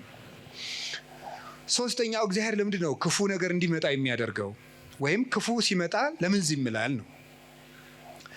ይሄን የሚያደርግበት ምክንያት ቆይቶ ለማያፈራ ሰው መቅሰፍት ይሰጠዋል። ለምሳሌ ምን ማለት መሰላችሁ? ይሄ ሁለት አይነት ነው። አንደኛ ለምሳሌ እግዚአብሔር ሕፃናት እንዲሞቱ ለምንድን ነው የሚያደርገው? በመጽሐፍ የተጻፈውን ልንገራችሁ፣ ቀሪውን ራሱ ያውቃል። እግዚአብሔር ሕፃናት ሁላችንም ጠይቃለን። እሺ እኛስ በኃጢአታችን ለምንድን ነው ሕፃናት የሚቀሰፉት እንላለን። ያን የሚያደርግበት ምክንያት ማለት ነው ምንድነው? መጨረሻቸው መልካም እንደሆኑ የሚያውቃቸውን ሕፃናት መጨረሻቸው መልካም እንደሆኑ ያወቃቸውን ሕፃናት ከክፉ ዘመን ሳይጨምራቸው በጊዜ ይወስዳቸዋል። ይሄ የራሱ አሰራር ነው። እስከ መጨረሻቸው ቅን እንደሚሆኑ ያወቃቸውን እነዚህ መጨረሻቸው መልካም ነው ብሎ እንደ ምርጥ ዘር ይወስዳቸዋል። ሰብአ ሰገል ላይ ክርስቶስ ሲሰደድ ለምንድን ነው ሕፃናት እንዲጨፈጨፉ ያለውን አባቶቻችን ሲተረጉሙ አንደኛ ከመከራው ሲያሳትፋቸው ነው። በኋላ እናመጣዋለን። የመጀመሪያው ግን አንዱ ምንድን ነው? እነዚህ ሕፃናት በጣም ቅኖች ናቸውና እስከ መጨረሻው አይቶ ሩጫቸውን ባወቀ ገንዘብ ቆይተው ከክፉ አይሁዶች ጋር እንዳይጨመሩ በጊዜ ወሰዳቸው ብሎ ይተረጉማሉ አባቶቻችን። ስለዚህ ቆይቶ የሚከፋ ከሆነ ከነ መልካምነቱ በጊዜ ይወስደዋል። አንዱ እሱ ነው። መልካምን ሰው ቆይቶ እንዳይበላሽ ይወስደዋል ከቅንነቱ አንጻር። ሁለተኛ ደግሞ ቢቆይም በመቆየቱ ራሱም ከመጎዳት ሰውም ከመጉዳት በቀር መልካም ነገር የማያደርገውን ደግሞ በጊዜ ያነሳዋል። ይህንም ደግሞ ይቀስፈዋል። መቆየቱ የማይጠቅመው አለ። ደግሞ እንደዚህ ስላችሁ ጊዜ እንደው ጌታ ሆይ እኔ መቆየቴ አይጠቅመኝ ዛሬ አንሳኝ እንዳትሉ። እንደው እኮ ሰው እኮ የሰው ነገር መቼም ሰው የሚነግሩትን ትቶ ያልነገሩትን ነው የሚይዝ። እንደሱ እያልኩኝ አይደለም። እንደሱ አትበሉ፣ እድሜ ለንስሐ ስጠኝ ነው የሚባለው። ወይ ጉድ! እንደዚህ ማለት ጌታ ሆይ ግደለኝ ማለት እኮ እንዲሁ ጸድቅ ያለው ማለት ነው። አስተካክለኝ፣ ጊዜ ስጠኝ፣ ቆየኝ እስካፈራ፣ አትቁረጠኝ ነው የሚባለው። ግደለኝ ማለት አይቻልም። እንደ ቅዱስ ጳውሎስ ያለ ሰው ነው ወደ ክርስቶስ ልሄድ እናፍቃለሁ ማለት የሚችል። ስለዚህ እግዚአብሔር ቆይቶ ለምንድን ነው እንደው እገሌ ለምን ተቀሰፈ እገሌ ምንም እንዲህ አለ የማይቆየውን ሰው እንዲያውም ቆይቶ ቢያንስ እንኳን በቅዱሳን ምልጃ እንኳን ትንሽ ምሕረት እንዳያገኝ የእግዚአብሔርን ቸርነት ጨርሶ ተቃውሞ ከምሕረት በር ውጪ በር እንዳይዘጋበት የሚያስምር ነገር ሳለው እንኳን እንደው ትንሽ ይወስደዋል። እንደገና ደግሞ ስለ ፍትህም ይወስደዋል። በመቆየቱ ሰዎች ብዙ የሚጎዱ ከሆነ ስለ ፍትህ ይነቅለዋል። ያንን እንደ ፈርዖን ያለውን ፍትሁን ያሳየዋል። እግዚአብሔር ምሕረቱን ላልተጠቀመ ሰው ፍትህ ይሰጠዋል፣ ፈታሂነትም ስላለው። ከዚህ የተነሳ ፈርዖንን አነሳው። እንዲያውም አባቶቻችን ምን ይላሉ? ፈርዖንን በባህር ውስጥ የጣለ በሉ እስቲ ምሕረቱ ለዘላለም ነውና በሉ እስቲ። እንዴት ነው ይሄ ነገር? ፈርዖንን በባህር ውስጥ የጣለ ይሄ ነገር አይጋጭም? ፈርዖንን በባህር ጥሏል ብሎ ሲያበቃ ከዛ ምሕረቱ ለምንድን ነው? እንዴት ያለ ምሕረት የዘላለም ምሕረት ነው አይመስላችሁም? ጥያቄ ሆኖባቸው ያውቁ ምን ማለት ነው? ፈርዖን ቢቆይ ኑሮ ለአንድኛው ደግሞ በእግዚአብሔር ከዚያ የባሰ የሚያስመጣበትን ነገር ይሰራል እና እንዲያው ባህር ውስጥ መክተቱ ምሕረት ነው ይላል።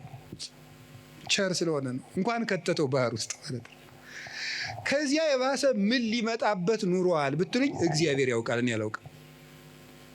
እግዚአብሔር የባሰ ነገር እንዳንገባ እንዲያው ወደ አንዱ ጉድጓድም ቢሆን ተገፍተን እንድንገባ ያደርጋል እግዚአብሔር። ስለዚህ ለፈርዖንም ቸር ነው ማለት ነው እግዚአብሔር። እስቲ እግዚአብሔር በሉ። ለፈርዖንም ምንድን ነው? ቸር ነው። ያደረገለትን አላያችሁም እንዴ?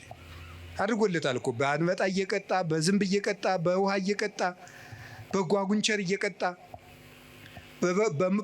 በልጅ ሞት እየቀጣ፣ አሳይ በከብት ሞት እየቀጣ፣ በበረዶ በደረቅ በጋ እያወረደ ከእሳት ጋር አሳየው። 10 ቸርነት እኮ ነው ያደረገለት። 10 ቸርነት አድርጎ እግዚአብሔር አንድ መቅሰፍት ነው ያመጣ። እሱም ቸርነት ነው ሊቃውንቱ ያሉት። እሱም ቸርነት ነው። ፈርዖን መቆየቱ የባሰ ከእግዚአብሔር ጋር እየታገለ እንዳይማር ይሆናል ይሉ የለ አባቶቻችን።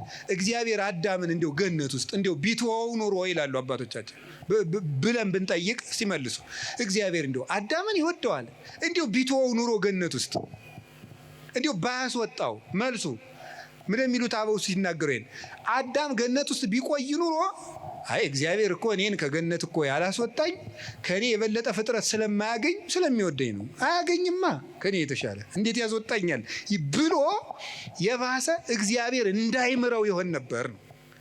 እንዳይምረው ይሆን ነበር።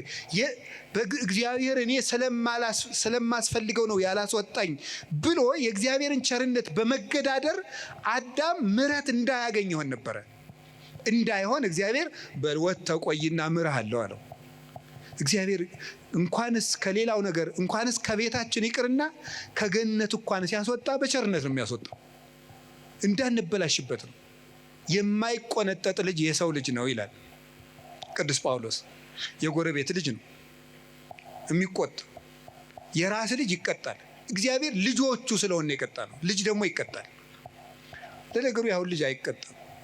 ድሮ እንቀጣ ነበር። እንዲሁ ቤተሰቦቻችን ሩቅ አገር ሲሄዱ ድሮ ከጎረቤት ጥለውን ይሄዳሉ። ከጎረቤት ንሱ ልጄን አቆዩ ተብለን ከዚያ በኋላ የሆነ ነገር ከተቆጡን ሄደን ከተዘጋው ከእናት አባታችን ቤት ቁጭ እንላለን። እነዚያ ጎረቤቶች ምን እንደሚሉ ታውቃላችሁ? የሰው ልጅ መሆንህን ለማሳወቅ ነው አይደል እዚህ ሄድከው፣ ልጄ ብትሆን ኑሮ አትሄድም ነበር ይላሉ። የሰው ልጅ ነው ሲቆጡት የሚጠፋ። የራስ ልጅ ግን እየተቆጡት በቤት ነው የሚኖረው። የሚቆጡት ልጅ ነው። እግዚአብሔር ቅዱስ ጳውሎስ ልጅ ነው ዕብራውያን 12 ላይ ካልተቆጣችሁ ልጅ አይደላችሁም ካልተገሰጻችሁ ብሎ ይነገራል። እና እግዚአብሔር የሚያደርገው ለክፎች ለበጎች ፍትህ እንዲያገኙ፣ ክፎች ደግሞ በመቆየታቸው ስለማይጠቀሙ ይሄን ያደርጋል። ለክፎች ደግሞ ለምን ዘመን ይሰጣቸዋል? ንስሐ እንዲገቡ። ይህን በማድረግ ነው። ከቃሉ ጋር ናችሁ። ስለዚህ እግዚአብሔር ክፉ ነገር እንዲመጣ የሚያደርገው በዚህ ምክንያት ነው። ሌላ የተወሰኑ ነጥቦችን ልንገራችሁ። አሁን ይሄ ለምን ክፉ ነገር እንዲመጣ ያደርጋል እግዚአብሔር ነው። አሁን ወደ ርዕሳችን ልመልሳችሁ። እግዚአብሔር ለምን ሰይጣን እንዲፈተነን ምን ይልለታል ነው? ይፈቅድለታል ነው።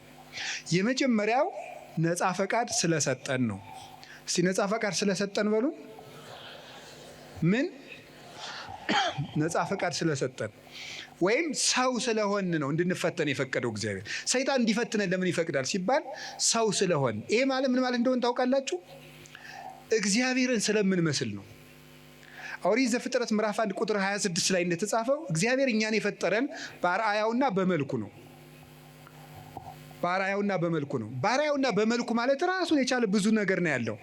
በመልኩ ፈጠረን ከምንልባቸው መንገዶች አንዱ ምንድን ነው ይመስላችኋል? በአርአያ በምሳሌ ፈጠረ አንዱ እግዚአብሔር የወደደውን ለማድረግ አስገዳጅ የሌለው ነው። እግዚ ዘይግዕዝዎ ነው። ነፃ የማያወጡት ንጉሥ ነው።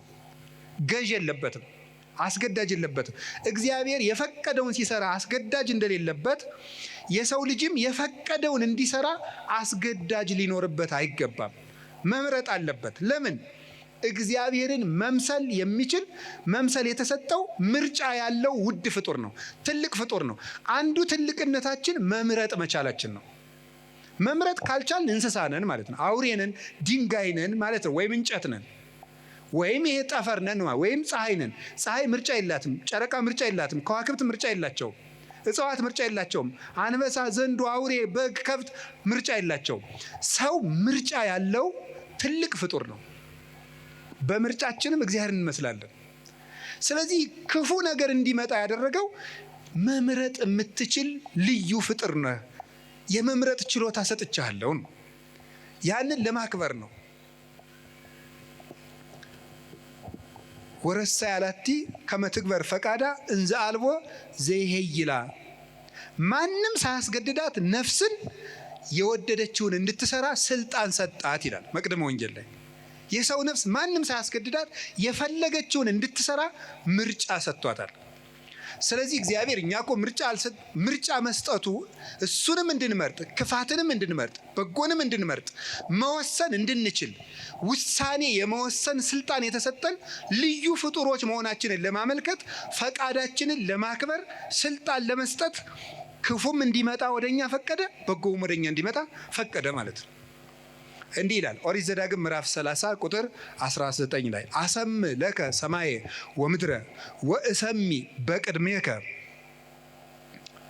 ሕይወተ ወሞተ በረከተ ወመርገመ ህረያ ለሕይወት ከመትሄው አንተኢ ወዘርእከ። እኔ በፊትህ ሕይወትንና ሞትን በረከትና መርገምን በፊትህ አስቀምጫለሁ። ሰማይና ምድርን ዳኛ ምስክር አደርግብሃለሁ።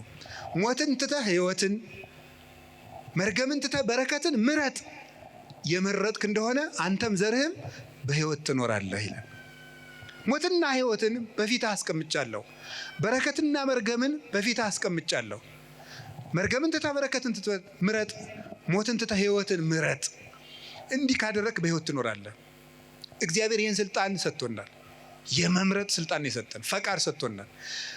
ክርስቲያኖች በየቀኑ ዲያብሎስን ለማሸነፍ ምንድነው ማድረግ ያለባቸው ሲባል ጠንቅቆ መምረጥ መቻል ነው። እስኪ ጠንቅቆ መምረጥ መቻል በሉ።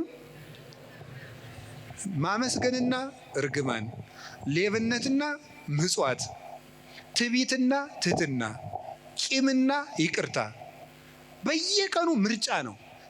ክርስትና በየቀኑ እየመረጡ መኖር ነው። መልካሙን እየመረጡ መኖር ነው። ስለዚህ ሰይጣን ለምንድነው የሚፈትነን ካላችሁ፣ ወይም ደግሞ ለምንድነው በሰይጣን እየተሸነፍን ያለን ካላችሁኝ፣ ምርጫችንን መወሰን ስላልቻል ነው። እግዚአብሔር ለምንድን ነው ሰይጣን የሚፈትነን ከሆነ በእኛ የሚፈርድብን ለምንድን ነው ከተባለ፣ መርጠን የምንገዛ እኛ ነን እንጂ እስቲ በሞቴ አንተ ና አፍንጫህን ብዬ ሳልጥልህ ና ሲጋራ ጭስ። እስቲ ሰይጣን እንደዚህ ያለው ሰው አለ? አንተ ጆሮን ሳልል ና ስከር ያላችኋል? ሰይጣን ተገልጦ አንተ በሰይፍ ሳልል ና ዘሙት ያለው ሰው አለ? የለም። ወደን መርጠን ነው። ሰይጣን ነው እንጂ እንደሚያደርገኝ ሰይጣን አይደለም። ራሳችንን ምርጫችን ነው። ሰይጣን አቅራቢ ነው፣ እኛ መራጮች ነን። እግዚአብሔር ደግሞ እንድንመርጥ ያደረገን ክብር ሰጥቶን ነው። እስቲ መርጣችሁ ኑሩ። ሰምታችኋል አይደለም? እንዲሁ ዝም ብሎ እግዚአብሔር ዝም ብሎ እንደ ራሳችን ኮምፒውተር እና ስልክ ዝም ብሎ በፓስወርድ የሚዘጋን የሚቆልፈን ሳይሆን ራስህን መዝጋት መክፈት የምትችል ልዩ ፍጡር አድርጌሃለሁ። የምትወስንበት ችሎታ፣ እውቀት ሰጥቼ፣ ህሊና ሰጥቼ፣ የሚከስ እዚህ ውስጥ ደግሞ የሚያስታውስ ሬ ነገር ክፉ ነው የሚል ሰጥቻለሁ። ምረጥ ነው። ታዲያ እንድንመርጥ አድርጎ ስለፈጠረን መልኩን ስለሰጠን ልናከብረው አይገባም እንዴ? እንዲሁ ዝም ብሎ እንደ በሬ ፕሮግራም ስላላደረገን በሬ በቃ እንዲሁ ነው ኑሮ ብሎታ ይኖራል። ምርጫ የለውም። የሚበላውም ምርጫ የለውም። ያው የተወሰነለትን ነው። እንዲሁ ሰሞኑ ቲማቲም ልብላ ይላል በሬ ይላል። እስኪ ንገሪ። ኧረ እንዲሁ ሻዩ ላይ ቅርንፉድ ጨምሩበት ይላል በሬ አለ። ምርጫ አለው። እኛ እኮ መምረጥ ስለቻልን እኮ ነው። ይህ ደስ አይላችሁ? የምለብሰውን ይሄኛው ነው፣ ይሄ እንዲህ አይነት ሸሚዝ ደስ አይለኝም የምትል እኮ መራጭ አድርጎ ስለፈጠረ፣ ንጉሥ አድርጎ ነው እኮ የፈጠረን። በራስ እንድትወስን እንድንወስን አድርጎ አንግሶ ነው የፈጠረን። ሰብሰን ዘንጉሥ ውእቱ እያይመረ። ሰው ንጉሥ ነበር አላወቀም ነው። ማንም ሳይወስንበት የሰው ልጅ ሕይወቱን እንዲወስን እግዚአብሔር ስልጣን ሰጥቶታል። የመለኮት ተሳታፊ ነው። ሱታፊ አምላክ አለው። እግዚአብሔርን ይመስላል። እግዚአብሔር ሳያስገድደው በከመ ፈቀደ ይገብር ወበከመ ሀሌ ይፌጽም አልቦ ዘይብሎ ምንተ ገበርከ ዘንተ አይሰምከው ዘንተ አሰነይከ። እግዚአብሔር እንደወደደ እንዲወስን፣ ሰው እንደወደደ እንዲወስን ፈጥሮታል። ከቃሉ ጋር ናችሁ? ከቃሉ ጋር ናችሁ? ስለዚህ አሁን ሁላችሁም ሰይጣን እኛን እየገዛን ያለ በምንድን ነው ካላችሁ፣ ነፃ ፈቃዳችንን ተጠቅሞ። እስኪ በሉ አቤት። እንዲያውም አንድ ቅዱስ ዮሐንስ አፈወርቅ የሚለዋል እንዴ፣ ውብ ሴት ባየህ ጊዜ እግዚአብሔርን ለምን ውብ አድርጎ ፈጠረ ትላለህ እንዴ ይላል። ታዲያ ምንድን ነው ማለት ያለብህ? የራስህን ፈቃድ ተቆጣጠር እንጂ እግዚአብሔር ለምን ውብ አድርጎ ፈጠረ ትላለህ እንዴ? ብረቱ ላይ ሄደህ እጅ ቢቆረጥ እግዚአብሔር ለምን ብረት ፈጠረ ትላለህ? ራስህ ባለማስተዋል ተቆርጠህ ማለት። ሰይጣንን የሚቀልድብን በምንድን ነው ካላችሁ፣ በፈቃዳችን ነው። አሁንም ቢሆን በዚህ ዘመን የተሳሳቱ ስብከቶች አሉ። ሰይጣን ማንኛውም ሰው ላይ አለ የሚል ስብከት የለም። ሰይጣን ማንኛውም ሰው እየገዛው ነው፣ አይገዛውም። ነፃ ፈቃድህን ከተጠቀምክ ሰይጣን አይገዛችሁም። ፈቃድ እኔ ሰይጣንን አለ። ምን አላችሁ መሰላችሁ? ምን አለን መሰላችሁ? ቅዱስ ያዕቆብ ሲናገር ያዕቆብ ምዕራፍ 4 ቁጥር 4-6 ሲናገር ምን አለ? ኦሆ በልወ ለእግዚአብሔር እንብየ በልወ ለጋኔን ወይርህቅ እምኔክሙ። እግዚአብሔርን እሺ በሉት፣ ጋኔንን እምቢ በሉት፣ ከእናንተም ይርቃል ይላል። እግዚአብሔርን እሺ በሉት፣ ጋኔንን እምቢ በሉት፣ ከእናንተም ይርቃል። ሰይጣንን እምቢ በማለት ማራቅ ይቻላል። አልፈልግም በማለት በፍላጎታችን ሰይጣንን አለማቅረብ እንችላለን። በፍላጎታችን የእግዚአብሔር መሆን እንችላለን። የእግዚአብሔር መሆንም ፈቃድ ነው። አሁን አንዳንድ ሰው ይላል እንዲሁ እግዚአብሔር እንዲሁ ጥሩ ሰው ቢያደርገኝ ይላል።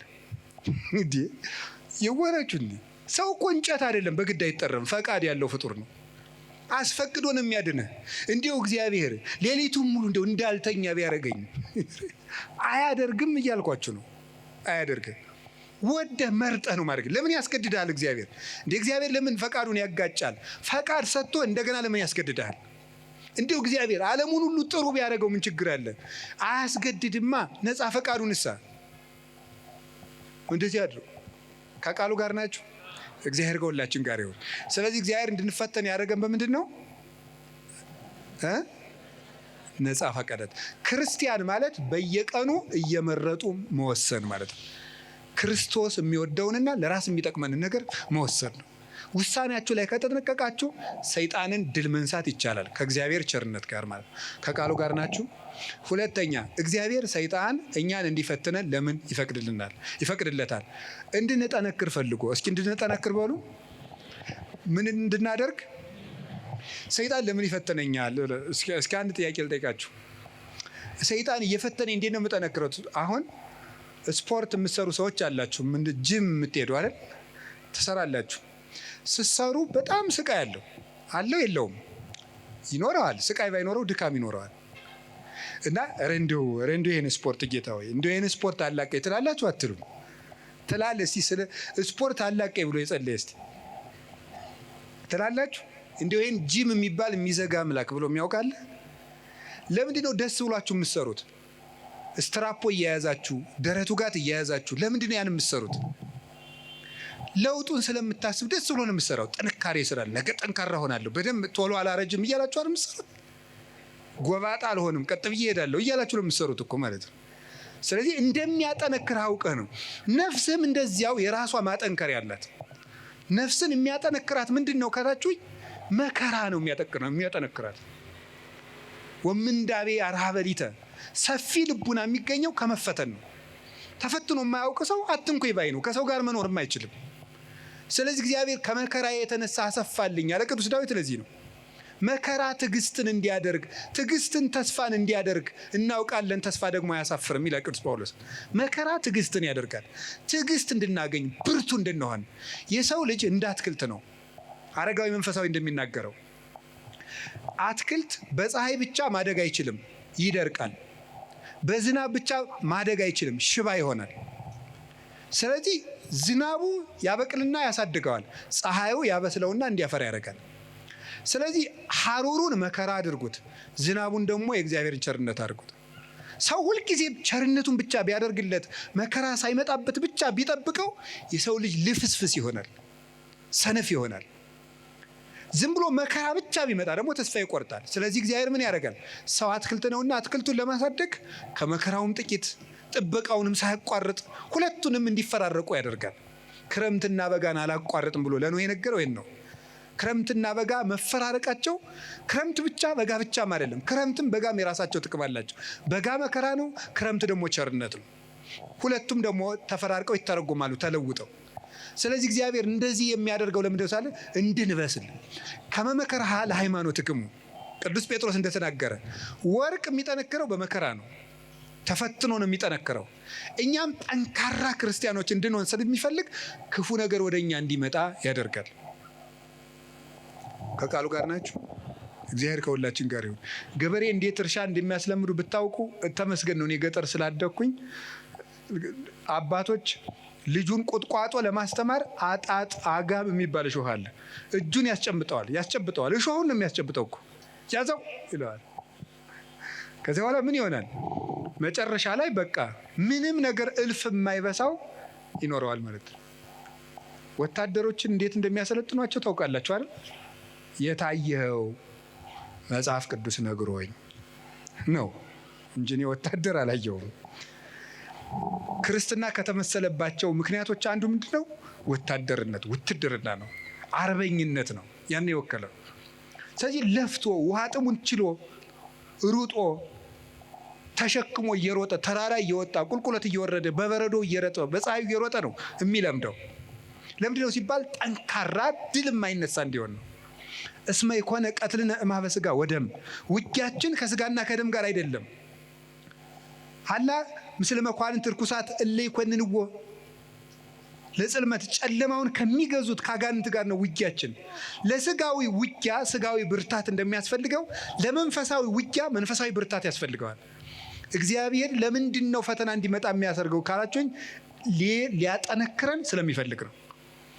ወርቅ በእሳት ተፈትኖ እንደሚጠራ በመከራችሁ የተፈተነ ሃይማኖታችሁ ጌታችን መድኃኒታችን ኢየሱስ ክርስቶስ በመጣ ጊዜ በክብርና በምስጋና እንድትገለጡ ያደርጋችኋል ይላል። እስመ መከርሃ ለሃይማኖትክሙ ትትረከቡ ሀለወክሙ በስብሐት ወበውዳሴ አመ ያስተርኢ እግዚእነ ኢየሱስ ክርስቶስ ከመ ወርቅ ንጹሕ ዘይትበደር ዛመከርዎ በእሳት። በእሳት እንደተፈተነ ወርቅ ንጹሕ፣ በእሳት ተፈትኖ ንጹሕ እንደሆነ ወርቅ የተፈተነው እምነታችሁ ጌታችን ኢየሱስ ክርስቶስ በመጣ ጊዜ በክብር እንድትገለጡ ያደርጋችኋል ይላል። ስለዚህ ለምንድን ነው እንድንፈተን ያደርጋችኋል? እንድንጠነክር ነው። ከቃሉ ጋር ናችሁ? እግዚአብሔር ከሁላችን ጋር ይሁን። እግዚአብሔር ጠንካራ ያደርገን። መከራ ጥንካሬ ትዕግስት ይሰጣል። ትዕግስት ተስፋ ይሰጣል። ተስፋ ደግሞ አያሳፍርም። ተስፋም ክርስቶስ ነው። ሶስተኛ 5 ናቸው። ከዚያ ጨርሳለሁ። ሶስተኛ ለምንድን ነው ጌታ በሰይጣን እንድንፈተን ወይም ሰይጣን እንዲፈትነን የሚፈቅድለት ለምንድን ነው ስትሉም ክርስቶስን እንድንመስል ነው። ክርስቶስን እንድንመስል ነው። ጌታችን መድኃኒታችን ኢየሱስ ክርስቶስን እንድንመስለው እንፈተናለን። ክርስቶስን መምሰል እምከመ አርአይነ ሕማመ ምስሌሁ ንኤሪ ክብረ ምስሌሁ። ከሱ ጋር መከራ ከተቀበል፣ ከሱ ጋር ከሞትን፣ በመከራ ከተባበርን ከሱ ጋር እንነሳለን ይላል። ሕማምነ ዘለሰዓት ክብረ ወስብሐተ አፈድፍዶ ይገብር ለናል። የጊዜው መከራችን የዘላለም ክብርን አብዝቶ ያደርግልናልና ይላል ቅዱስ ጳውሎስ። የጊዜው መከራችን የሚለውን ፊሊጎስ የተባለ ሊቅ የሰዓት መከራችን ብሎ ያነባዋል። ለምን ነው ቅዱስ ጳውሎስ ስለ ክርስቶስ የምንቀበለው መከራ የሰዓት ያለው? እድሜ ዘመናችን ሁሉ የምንቀበለውን ፈተና ለምንድን ነው የሰዓት ፈተና ያለው ይልና ዓለም ከተፈጠረ ጀምሮ እስከሚያልፍ ድረስ የተፈጠረ የሰው ልጅ ሁሉ የሚቀበለው መከራ በመንግስተ ሰማያት ከሚያገኘው ደስታ አንጻር በጣም ትንሽ ነው። ያንዳችን ብቻ አይደለም። አዳም ከተፈጠረ ጀምሮ ዓለም እስከሚጠፋ ያለው በአጠቃላይ የሰው ልጅ የተቀበለው መከራ በሙሉ ቢደመር መንግሥተ ሰማያትን ለደቂቃ አይቶ የመደሰትን ደስታ ያህል እንኳን ሊሆን አይችልም። ለደቂቃ እንኳን አይቶ የመደሰትን ያህል ንጽጽሩ ገብቷችኋል? መንግሥተ ሰማያት እንዴት ያለች ውብ እንደሆነች ብታውቁ በእውነት ማለት እኔም አላውቃትም።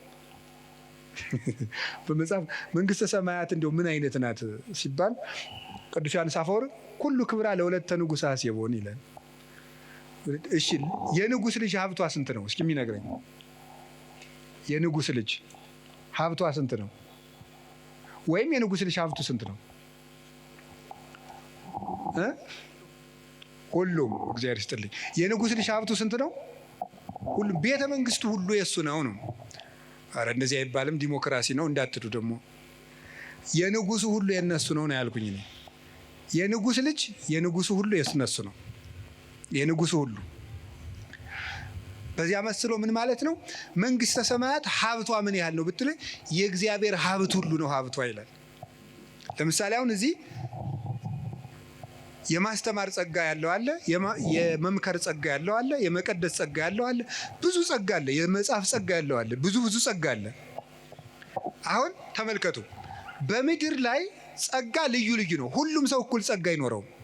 መንግሥተ ሰማያት ግን ሁሉም ሀብት ለሁሉም ሰው አለው ነው። መንግሥተ ሰማያት የሌለ ነገር የለም። የሌለ ቢኖረን የምንለው ነገርም የለም። አሁን እዚህ ውስጥ ቢኖረን የምንለው በጣም ብዙ ነው።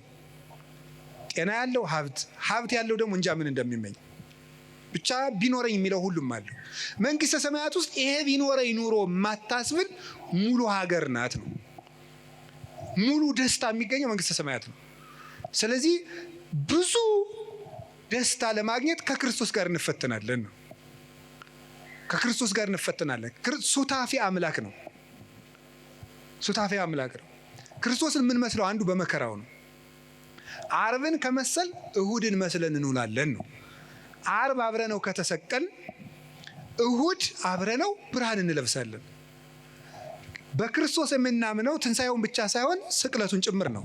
መቼም ዓርብን ትቶ እሁድን ብቻ የሚያምን ክርስቲያን የለም።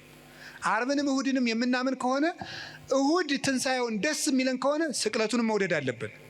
እንደዚያ ከሆነ እንደ ዓርብ ውሎው እንሰቀላለን፣ እንደ እሁድ እንነሳለን።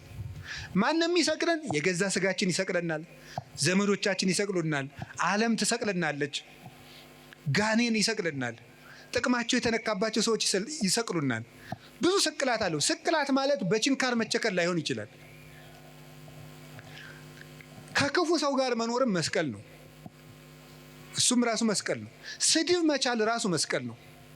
ለምንድን ነው እንደው የሚጨቀጭቀኝን እገሌን የማያላቅቀኝ ከዚህ ጨቅጫቃ ጋር እንደው እግዚአብሔር ለምን የማያላቅቀኝ? መስቀል ነው። ዓርብን ለምን ትጠላለህ? መስቀል ነው። እንዲሁም ማሪሳቅ ምንድን ነው የሚናገረው?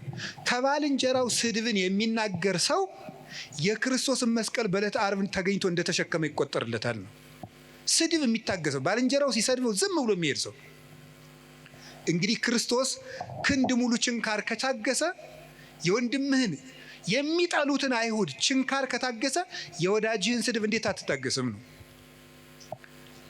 እንዲያውም ቅዱስ ዮሐንስ አፈወርቅስ የሚለው ጠላቶቻችሁን ውደዱ ብሎ ቢያዘን ወዳጆቻችንን ጠልተን እንዲያው ምን ይበጀን ይሆን ይላል። ጠላቶቻችሁን ውደዱ ብሎ አዘዞን፣ ወዳጆቻችንን ጠልተንማ ምን እንመልስለታለን ይላል። እስቲ እግዚአብሔር ያሳያችሁ። የሚረግሟችሁን መርቁ ብሎ ሰው ሚስቱን መውደድ ካቃተው፣ ባሏን መውደድ ካቃታት፣ እማያምኑትን ውደዱ ተብሎን ክርስቲያን መውደድ ካቃተን እንዴት ብለን ነው አሁን ለክርስቶስ የምንመልስለት? ስለዚህ መስቀል መውደድ ማለት ተከብረን፣ ሰው አይንካን፣ ማንም አይናገረን፣ ተደምጠን እንኑር፣ አንቆንጠጥ። እንዴ አንድ ባይታው ያሉ ነው የተባለው። አባ ቤት እንደው ጸልዩልኝ፣ ምን ብዬ ልጸልይልህ? እንደው ቢናገሯት መሬት የሆነች እሺ፣ ምንም በቃ እንደው ጥበበኛ የሆነች እሺ፣ ሰርታ የማትታክት እሺ፣ ያዘዟትን የምትሰራ እሺ፣ አንድ ነገር የማትቀየም እሺ፣ ንግግሯ ለስላሳ እሺ፣ መልኳ ይቀረሽ የማትባል ሚስት ስጠኝ ብለው ይጸልዩልኝ። እንዴ እንደዚህ ያሉ ሰዎች ቢኖሩ እኛ ስንመነኩስ ነበር አሉት አሉ።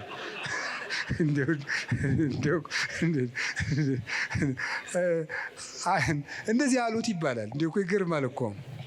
እንደዚያ ስላችሁ ጊዜ ግን እኛ ሴት ጠፍቶ ነው የመነኮስን ማለት አይደለም። እሺ እንደው እናንተ እኮ ክፎች ናችሁ። እንደው እንደዚያ እንዳትወስዱት ደግሞ ማለት ነው። እንደዚያ ሳይሆን ምን ማለት የመሰላችሁ ይውላችሁ በቃ እንዲሁ ምድር የሆነ እንዲሁ ትንፍስ የማይል እንዲሁ የተደላደለ ሰው ስጠኝ መድኃኒዓለም ይላል። ተው እንጂ እንደዚያ ያለ ሰው የሚገኘው ገነት ስትገባ ነው። የለም እንደዚህ ያለ ሰው እወቁት ነው። አውቀን መግባት አለብን። በተኩላ መካከል እልካችኋለሁ ነው ያለ። በምን መካከል ነው እንዴ? ገርማችኋል እኮ። በበግ መካከል እልካችኋለሁ እኮ አይደለም፣ በተኩላ መካከል ትኖራላችሁ ነው ያለ። አሰሪ ተኩላ ሊሆን ይችላል፣ ሚስት ተኩላ፣ ባል ተኩላ፣ ተኩላ ልጅም ሊኖረን ይችላል፣ ተኩላ ቄስም ሊኖር ይችላል፣ መነኩሴም አባም ይኖራል። በእነዚህ መካከል እንዲሁ መድኃኒዓለም አቤት እንዲሁ ቢላችሁ ራሱ የምትሉት እነዚህን ክፉ ቄሶች እንዲሁ ምጥጥ ብታደርጋቸው አያደርግም። በተኩላ መካከል ኑር ብለዋል። ኑር በምን መሃል ነው? በተኩላ መሃል ነው የምንኖረው። እንዲሁ ጌታ ሆይ ቸር አባት ስጠን፣ እነዚህን ክፎች አጥፍተን። አያጠፋም። እስከ ዓለም ፍጻሜ መናፍቅም አይጠፋም፣ ሌባም አይጠፋም፣ ሙዳየ ምጽዋት ገልባጭም አይጠፋም፣ ጉቦኛም አይጠፋም፣ ወንበዴም አይጠፋም፣ ዘረኛም አይጠፋም። ተኩላም አለ፣ በግም አለ ክርስቶስ ከሚመጣ ድረስ። ይሄንን አውቃችሁ ዓርብ አብረነው መዋል፣ እሑድ አብረነው ትንሣኤውን ማክበር። እስኪ ዓርብም አብረን እንውላለን በሉ። እሺ እሑድም አብረን ደስ ይለናል በሉ እንጂ። ዓርብ አብረነው እንቀበራለን በሉ። እሑድ አብረነው እንነሳለን። እስቲ ዓርብን ተወዷታላችሁ? ስቅለትን ተወዷታላችሁ? በጣም ጥሩ። ዓርብን ዓርብ እኮ ስቅለት እኮ ገነት የተከፈተበት፣ ዲያብሎስ የተሻረበት፣ ካሳ የተካሰበት፣ ቤዛችን ኢየሱስ ክርስቶስ ለኛ ቤዛ አስታራቂ ብሎ ስጋውን ቆርሶ ደሙን አፍሶ የሰጠበት፣ ማይከለ ሰማይ ወምድር ሆኖ ምድርና ሰማያትን በሙሉ የቀደሰበት ቀን ነው። ዓርብን ከወደዳችሁት ከጎረቤትም ከልጅም ከቤተሰብም ከዚህ ዓለም ሲስተምም ከባለስልጣንም ከምንም የምንቀበለው መከራ ሁሉ ዓርብን መሳተፍ ስላለብን ነው። ክርስቲያኖች ይሄንን ሱታፌ ሊያመልጠን አይገባም። እንዲያውም መንግስተ ሰማያት ከዮሐንስ መጥምቅ እስከ ዛሬ ተገፍታለች አለና ምንድን ነው ያለ? ግፏን ይትማሰጥዋ፣ ግፈኞች ይነጣጠቋታል ይላል። ይህን ምን ይላሉ? መከራ አይለፈን ብለው ልክ የተራቡ ሰዎች የሚወዱትን ምግብ እየተነጣጠቁ የሚመሩት መከራውን እየተነጣጠቁ ትሩፋቱን የሚሰሩት ናቸው። ስለዚህ ከክርስቶስ ጋር መሳተፍ እንዴት እድል ነው! ቅዱስ ጳውሎስ ምንድን ያለ መሰላችሁ? ቢቻለኝስ በሞቱም እንኳን ልመስለው እወዳለሁ ነው ያለ። ቢቻለኝ በሞቱም ልመስለው እወዳለሁ። ለምን? የትንሣኤውን ኃይል አውቃለሁና፣ አብሬው እንደምነሳ አውቃለሁና። ስለዚህ ምንም ነገር በሽታ ሊሆን ይችላል፣ ማጣት ሊሆን ይችላል፣ እንግልት ሊሆን ይችላል፣ መገፋት ሊሆን ይችላል፣ ስም መጥፋት ሊሆን ይችላል። ዓርብ ነው። ማጣት ከሆነ ጌታችን ልጆቻችሁ ሞተውባችሁ ወይም ጥለዋችሁ ሄደው ክደዋችሁ ከሆነ የወለዶቻቸው መናፍቅ ሊሆኑ ይችላሉ። ጠብቁ። ግን ልጆቻችሁ ቢክዷችሁ ክርስቶስም ልጆቹ ክደውት ብለዋል። ዓርብ ክደውት ነው ያለው። ከአንድ ከቅዱስ ዮሐንስ በቀር አናውቀውም ብለዋል። አታችሁ ከሆነ ክርስቶስም ልብሱን አጥቶ ተገፎ ነው ያለው። ስማችሁ ተጠፍቶ ከሆነ ክብር ምስጋና ይገውና ወንበዴ ሲባል ሲሰደብ ነው ያለው። ስሙ ኢየሱስም ሲሰደብ ብሏል። ቆስላችሁት ከሆነ የማይድን በሽታ ይዟችሁ ከሆነ እሱ ሲቆስል ነው ያለው። ይሄ ነው እሱ ጋር ነው የተሰቀል ነው። ስንጠመቅ እኮ ይውላችሁ ውሃ ውስጥ ቄሱ እንዲህ አድርጎ ውሃ ውስጥ የሚጨምረን ዋናው ምክንያት ምንድን ነው? ከክርስቶስ ጋር ተቀብረናል ማለት ነው። ብቅ የሚያደርገን ደግሞ ከክርስቶስ ጋር ተነስተናል ነው። ከክርስቶስ ጋር ሱታፌ ነው። እና ቅዱስ ጊዮርጊስ ያለው ምንድን ነው? መከራህን ስላሳተፍከኝ አመሰግናለሁ ነበር የሚለው። አንድ መከራ ተቀብሎ ሲጨርስ፣ ቅድስት አርሴማ በእሳት ውስጥ ስተወርውራ ስትጨርስ፣ አንበሳ ተወርውራ ገርፈዋት ደብድበዋ ሲጨርሱ ጌታዬ ኢየሱስ ክርስቶስ መከራህን ስላሳተፍከኝ አመሰግናለሁ። አቡነ ተክለ ሃይማኖት የምታርፍበት ጊዜ ደርሷል ሲላቸው ጌታ መጥቶ ጌታዬ ኢየሱስ ክርስቶስ የምትወደኝ ከሆነ የዕለተ ዓርብ ውሎህን እንደ ቅዱስ ጊዮርጊስ አሳትፈኝ ነው ያሉት። ይህንን ተሳትፍ ሱታፌ ይፈልጉታል። ከክርስቶስ ጋር የሞተ ዘሐመ ምስለ ክርስቶስ ይነግስ ምስለ ክርስቶስ፣ ከክርስቶስ ጋር የታመመ ከክርስቶስ ጋር ይነግሳል ይላል ርቱዕ ሃይማኖት። ይህንን ለማድረግ ነው ጌታ መከራ እንድንቀበል ያደርገን። መከራውን አሳትፎ ትዕግስቱን አድሎ ትንሣኤውንም ያድለን መድኃኔዓለም። አራተኛ ነው ሶስተኛ ነው? አራተኛ ዲያብሎስ አቅም እንደሌለው ለማሳየት ነው እንዲፈትነን የሚፈቅድለት። ምንድነው ያልኳችሁ? በሉ እንጂ አይዟችሁ። ምን እንደሌለው ለማሳየት ነው? አቅም እንደሌለው ለማሳየት ነው። ዲያብሎስ አቅም የሌለው ደካማ መሆኑን ለማሳየት ነው። አቅም የለውም። የማቴዎስ ወንጌል ምዕራፍ 16 ቁጥር 19 ላይ ሲናገር ቅዱስ ጴጥሮስም ብሎታል፣ አንተ አለት ነህ፣ በአንተ አለትነት ላይ ቤተክርስቲያኔን እሰራታለሁ ብሎታል። አንተ አለት ነህ፣ በአንተ አለትነት ላይ ቤተክርስቲያኔን እሰራታለሁ አለና ምናል የሲኦል ደጆችም ምን አይሏትም ነው ያለው? አይችሏትም። የሲኦል ደጆች ማለት ነው የገሃነም ደጆች አይችሏትም። ወደ ገሃነም የሚወስዱ በሮች የተባሉት አጋንንት ናቸው። በበር በኩል ወደ ቤት እንደሚገባው ወደ እሳት ቤት የሚወስዱ አጋንንት ናቸው። እነዚህ ቤተክርስቲያንን መቋቋም አይችሉም ነው። ቤተክርስቲያን ዲያብሎስ ሁሉንም አቅም ቢጠቀም ከክርስቶስ ቤተክርስቲያን በታች መሆኑን ለማሳየት ነው። ዲያብሎስ የክርስቶስን ቤተክርስቲያን ለማጥፋት ያልተጠቀመው ነገር የለም። ሁሉንም ነገር ያለውን ነገር ተጠቅሟል። ክደትን ተጠቅሟል። ናሬዎስን፣ ንስጥሮስን፣ ነሊዮንን ሌሎችንም ተጠቅሟል። ክደትን ተጠቅሟል። ስም ማጥፋትን ተጠቅሟል። ዱላን ተጠቅሟል። 12ቱን ሐዋርያት በዱላ ፈትኗቸዋል። ቶማስን ቆዳውን በማስገፈፍ፣ ቅዱስ ጴጥሮስን ዘቅዝቆ በማሰቀል፣ ቅዱስ ጳውሎስን አንገቱን በማስቆረጥ፣ ቅዱስ ዮሐንስን የፈላ በርሜል ውስጥ በመክተት፣ ቅዱስ ማትያስን እንደ አውሬ ሰው በሚበሉ ሰዎች ሀገር በመውሰድ ስጋውን ሊበሉት በመፈለግ ሁሉ አጋንንት ያደረባቸው ሰዎች በጣም ብዙ መከራ ተጠቅሟል። አሁንም የምታዩት ነው። በዘመነ ሰማዕታት 40 ዘመን ክርስቲያኖች እንዲሰቃዩ በሐዋርያውያን አበው ዘመን፣ በሐዋርያት ዘመን ሲያልፍ በሐዋርያውያን አበው ዘመን እነ ቅዱስ አግናጢዮስ በተራበ አንበሳ እንዲበሉ በማድረግ እነ ቅዱስ ጊዮርጊስ እነ ቅዱስ ፋሲለደስ የተቀበሉትን መከራ ታውቃላችሁ። እነ ቅዱስ መርቆሬዎስ በብረት ምጣድ እየተጠበሱ ከውሻ ጋር ምግብ ሰጥተዋቸው አስርበው ሰንብተው፣ ውሻውንም አስርበው፣ ሰዎቹንም አስርበው፣ ክርስቲያኖችን ሰንብተው ከውሻው ጋር ምግብ አቅርበው ሊበሉ ሲሉ ውሻው እንዲነክሳቸው በማድረግ ተነክሰው እጃቸውን ሲሰበስቡ ሰው እንዲስቅባቸው በማድረግ እናንተ ለኳስ የምትሰበሰቡበት ስታዲየም በዘመነ ሰማዕታት ጊዜ ክርስቲያኖች ሲሰቃዩ እያዩ ለመሳቅ የሚሰበሰቡ ሰዎች ይሰበሰቡ ነበር። ሲሰቃዩ ያሉ ለመሳቅ። ያ ሁሉ ነገር ተደርጓል። በክርስቲያኖች ላይ ያልተደረገ ገደል ውስጥ ወርውረዋቸዋል። ከአንገታቸው ድንጋይ እያሰሩ ባህር ውስጥ ጥለዋቸዋል። በመጋዝ እኩል ቀኝ እጅና ቀኝ እግር፣ ግራጅና ግራጅ እግር አንድ ላይ እንዲሰነጠቁ ተደርገዋል። መሬት ላይ ተጋድመው ቀስ ቀስ እየተደረጉ በመጥረቢያ ተቆርጠዋል። እነ ቅዱስ ቶማስ ዘመራስ ደግሞ 22 ዓመት ይችን ቆርጠው አንድ ቀን ቆርጠው ወስደው ያጤሳሉ። አንድ ቀን መሞት እኮ መታደል ነው። የቀረችውን ቆርጠው ደግሞ 22 ዓመት እየቆረጡ ሰውነቱን ለጣዖት አጢሰውታል። ይሄን ሁሉ ተጠቅሟል ቤተክርስቲያን ላይ። በዘመነ ሰማዕታት ይህ ሁሉ አለፈ። አባቶቻችን ስም በማጥፋት የጳጳሳትን ስም በማጥፋት የሊቃውንትን ስም በማጥፋት ለምሳሌ ቅዱስ አትናቴዎስን ሰውን እጁን ቆርጧል ብለውታል። ቅዱስ ቄርሎስን ሰው አስገድሏል ብለውታል። ቅዱስ ጢሞቴዎስን አንዲት ሴተኛ ዳሪ የሐሰት ምስክር አምጥተው ወልዶብኛል እንድትል አድርገዋል። ከኔ ወልዷል ብላ እንድትመሰክር ሳታውቀው እኮ ነው። ጢሞቴዎስ የሚባለው ጳጳስ ከኔ ወልዷል በይ ተባለች። አይ እሺ አለች። ተጠርታች። አንደኛው ሊቀ ጳጳስ መጣና እኔ ጢሞቴዎስ ነኝ ብሎ ስለማታውቀው እኔ ጢሞቴዎስ ነኝ ካንቺ ወለድኩ? አዎ አለች። ሌላውን ሰው ነው፣ ሌላውን ጳጳስ። እንዴት ስም በማጥፋት ሁሉንም ነገር አድርገዋል። የኛ ቤተክርስቲያንም የተጠቀመች የደረሰባን ታውቃላችሁ። በግራኝ ጊዜ የደረሰውን፣ በዮዲት ጊዜ የደረሰውን የ40 ዓመት መከራ፣ ሚስዮናውያን ያደረሱት መከራ፣ በአጼ ሱስንዮስ የደረሰብን መከራ፣ በዘመነ መሳፍንት የደረሰብን መከራ፣ አሁንም ቤተክርስቲያን የምትቀበለው መከራ፣ የሁሉ ስቃይ ይደርስብን። ቤተክርስቲያን ስሟ ይጠፋል።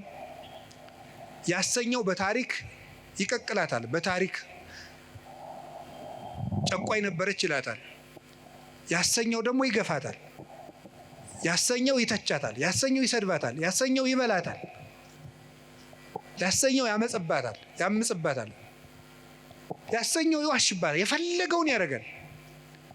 እግዚአብሔር ይመስገን ቤተክርስቲያን እስከዛሬ አለች። ምክንያቱም ዲያብሎስ ከእግዚአብሔር መንግስት በታች መሆኑን ለማሳየት የእግዚአብሔር መንግስት ደግሞ ማን ናት? ቤተክርስቲያን ናት። ቤተክርስቲያን የእግዚአብሔር መንግስት ናት። የዲያብሎስ ሁሉም አቅም የእግዚአብሔርን መንግስት መቃወም እንደማይችል ለማሳየት ነው። አሁን ዲያብሎስ ሁሉንም ይጠቀማል። ኃጢአትን ይጠቀማል፣ ፖለቲካን ይጠቀማል፣ ዘረኝነትን ይጠቀማል፣ ጭፈራውን ይጠቀማል፣ ሁሉን ነገር ይጠቀማል የእግዚአብሔር መንግስት ለማውጋት። የእግዚአብሔር መንግስት ግን ከዲያብሎስ ከሁሉም ውጊያ በላይ ነው። ሰውን ብትዋጋ ወይ ታሸንፈዋለህ ወይ ያሸንፋል። እግዚአብሔርን ብትዋጋ ግን ትጠፋለህ፣ ትሸነፋለህ እንጂ አታሸንፈውም ብሏል ቅዱስ ዮሐንስ አፈወርቅ።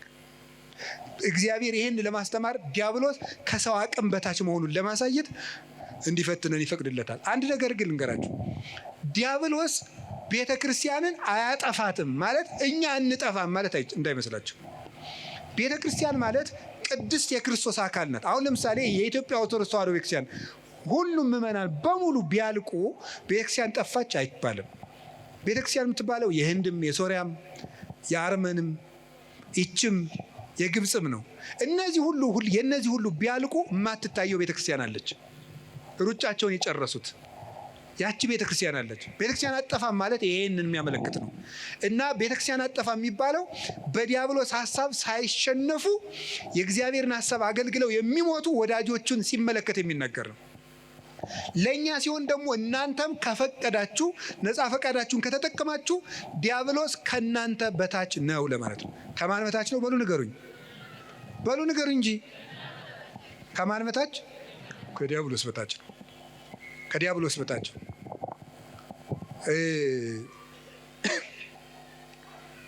በጉልበት ያልተቻለ በእግዚአብሔር ይቻላል። ዲያብሎስ አሁን ዛሬ በጣም እኔ የገረመኝ በዚህ ዘመን የሚመጡ ሰዎች አንዳንዶቹ ምን ያደርጋሉ መሰላችሁ?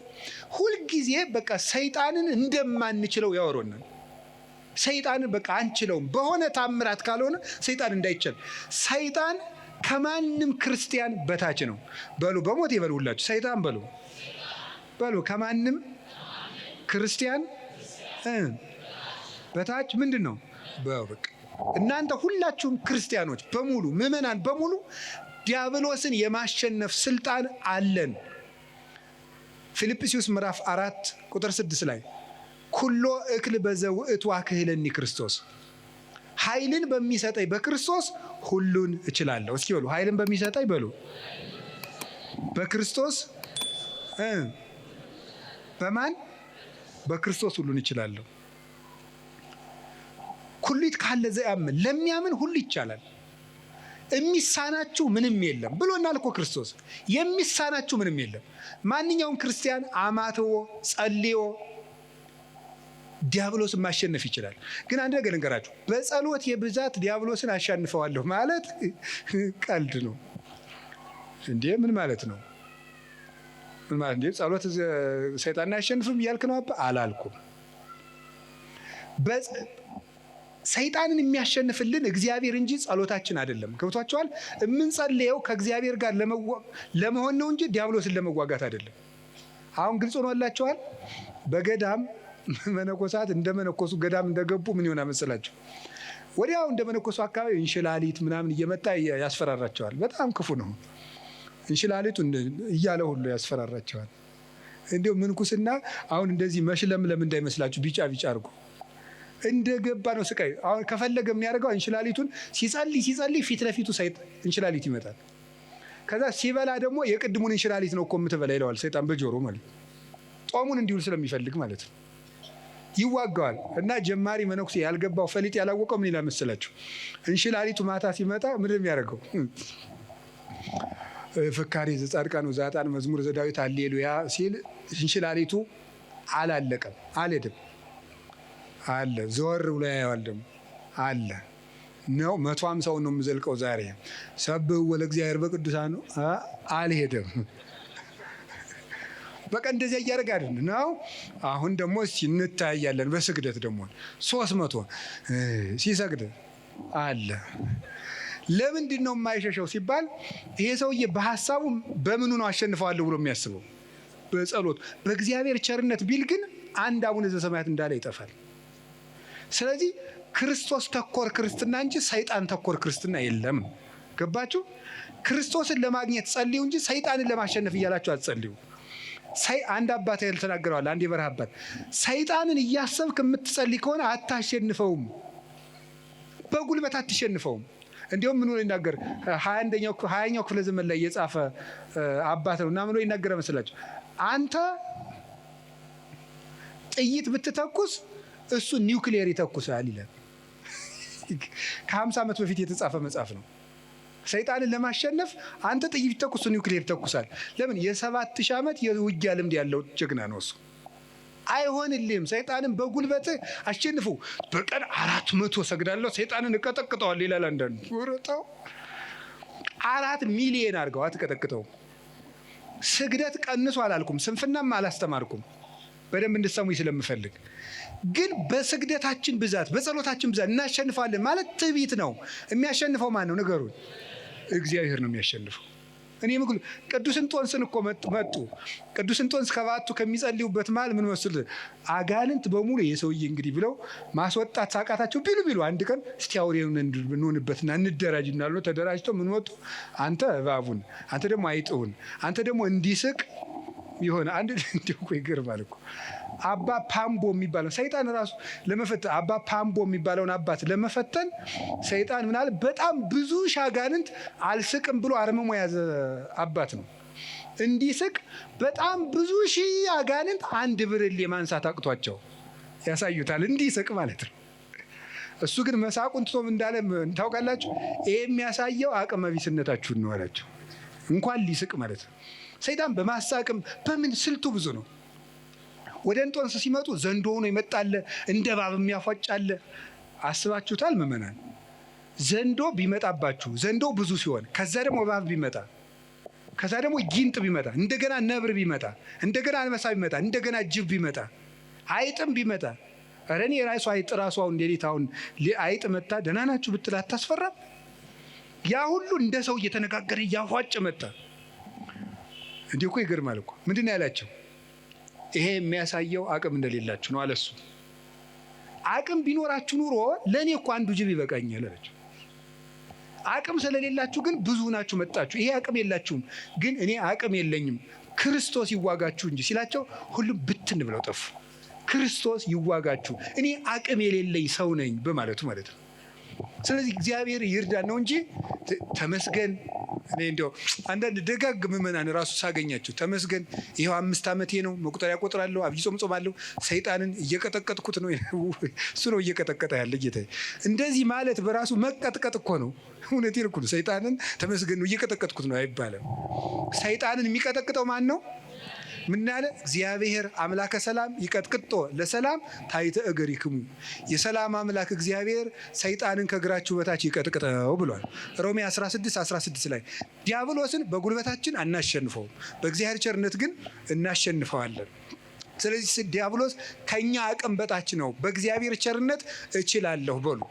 እንትን ካልሄድኩ ሰይጣን አይወጣም፣ እንትን ካልሄድኩ እንትን ሰይጣን አይወጣም እያላችሁ እንደዚህ አትበሉ። ዲያብሎስን ዓለምን የሚያሸንፈው እምነታችንና ከክርስቶስ ጋር መኖራችን ነው። ጌታችን ኢየሱስ ክርስቶስ እውነተኛ ብርሃን ነው፣ ዲያብሎስ ደግሞ ጨለማ ነው። ብርሃን ደግሞ ጨለማ ባለበት አይኖርም። ወደ ብርሃን ፊታችንን እንዙር። ዲያብሎስ በእኛ ላይ አቅም የለውም እና እጃችሁን አትስጡ። ማንም ሊጫወትባችሁ አይገባም። ይሄ ጠንቋዩ ሁላ እየመጣ እየሮጠ በእውነቱ ሰይጣን ማን ትባላለህ? ሰይፉ ጨንገር የት ነው ያስካት? ትምህርት ቤት ምንድን ነው እንዲህ ያለ ነገር? ነውር አይደለም እንዴ? ማን ነው የደገመባት? ያክስቷ ልጅ። እንዲህ ይሄ ነውር አይደለም? እግዚአብሔር እስቲ ጠብ የሚዘራ ታምር ያደርጋል? እስቲ ንገሩኝ በሞቴ ሌላውን ንገሩኝና እግዚአብሔር ሰው እንዲጣላ ይፈልጋል? አሁን አጋንንት በሚለፈልፉበት ስንት ሰው ተጣልቷል፣ በሞት እየተፈላለገ ነው ያለ። እገሌ ደግሞብኝ ነው ሀብት ያልሳካልኛል፣ እገሌ ደግሞብኝ ነው ትምህርቴ ሳይሳካ ይቀር እየተባለ። እግዚአብሔር እኮ የፍቅር አምላክ ነው። አጋንንትን ሲያወጣ ዝም ብሎ ያወጣቸዋል። የእግዚአብሔር ታምር ሌላ ችግር ፈጥሮ አይሄድም። ትክክል አይደለም። ስለዚህ የእግዚአብሔር ቤተሰቦች አጋንንትን የምንዋጋው ከእግዚአብሔር ጋር በመሆን ነው። ከማን ጋር ነው? ከእግዚአብሔር ጋር ምን ሆነው ምንድን ነው?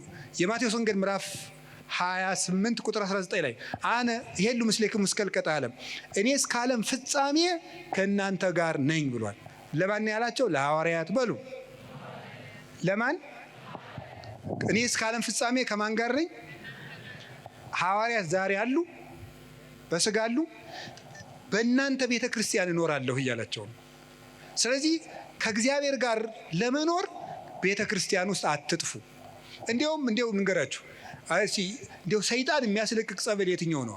የዮሐንስ መጥምቅ ይሻላል። አቡነ ተክለ ሃይማኖት ጥሩ ናቸው አሉ። የሚካኤል ነው ጥሩ።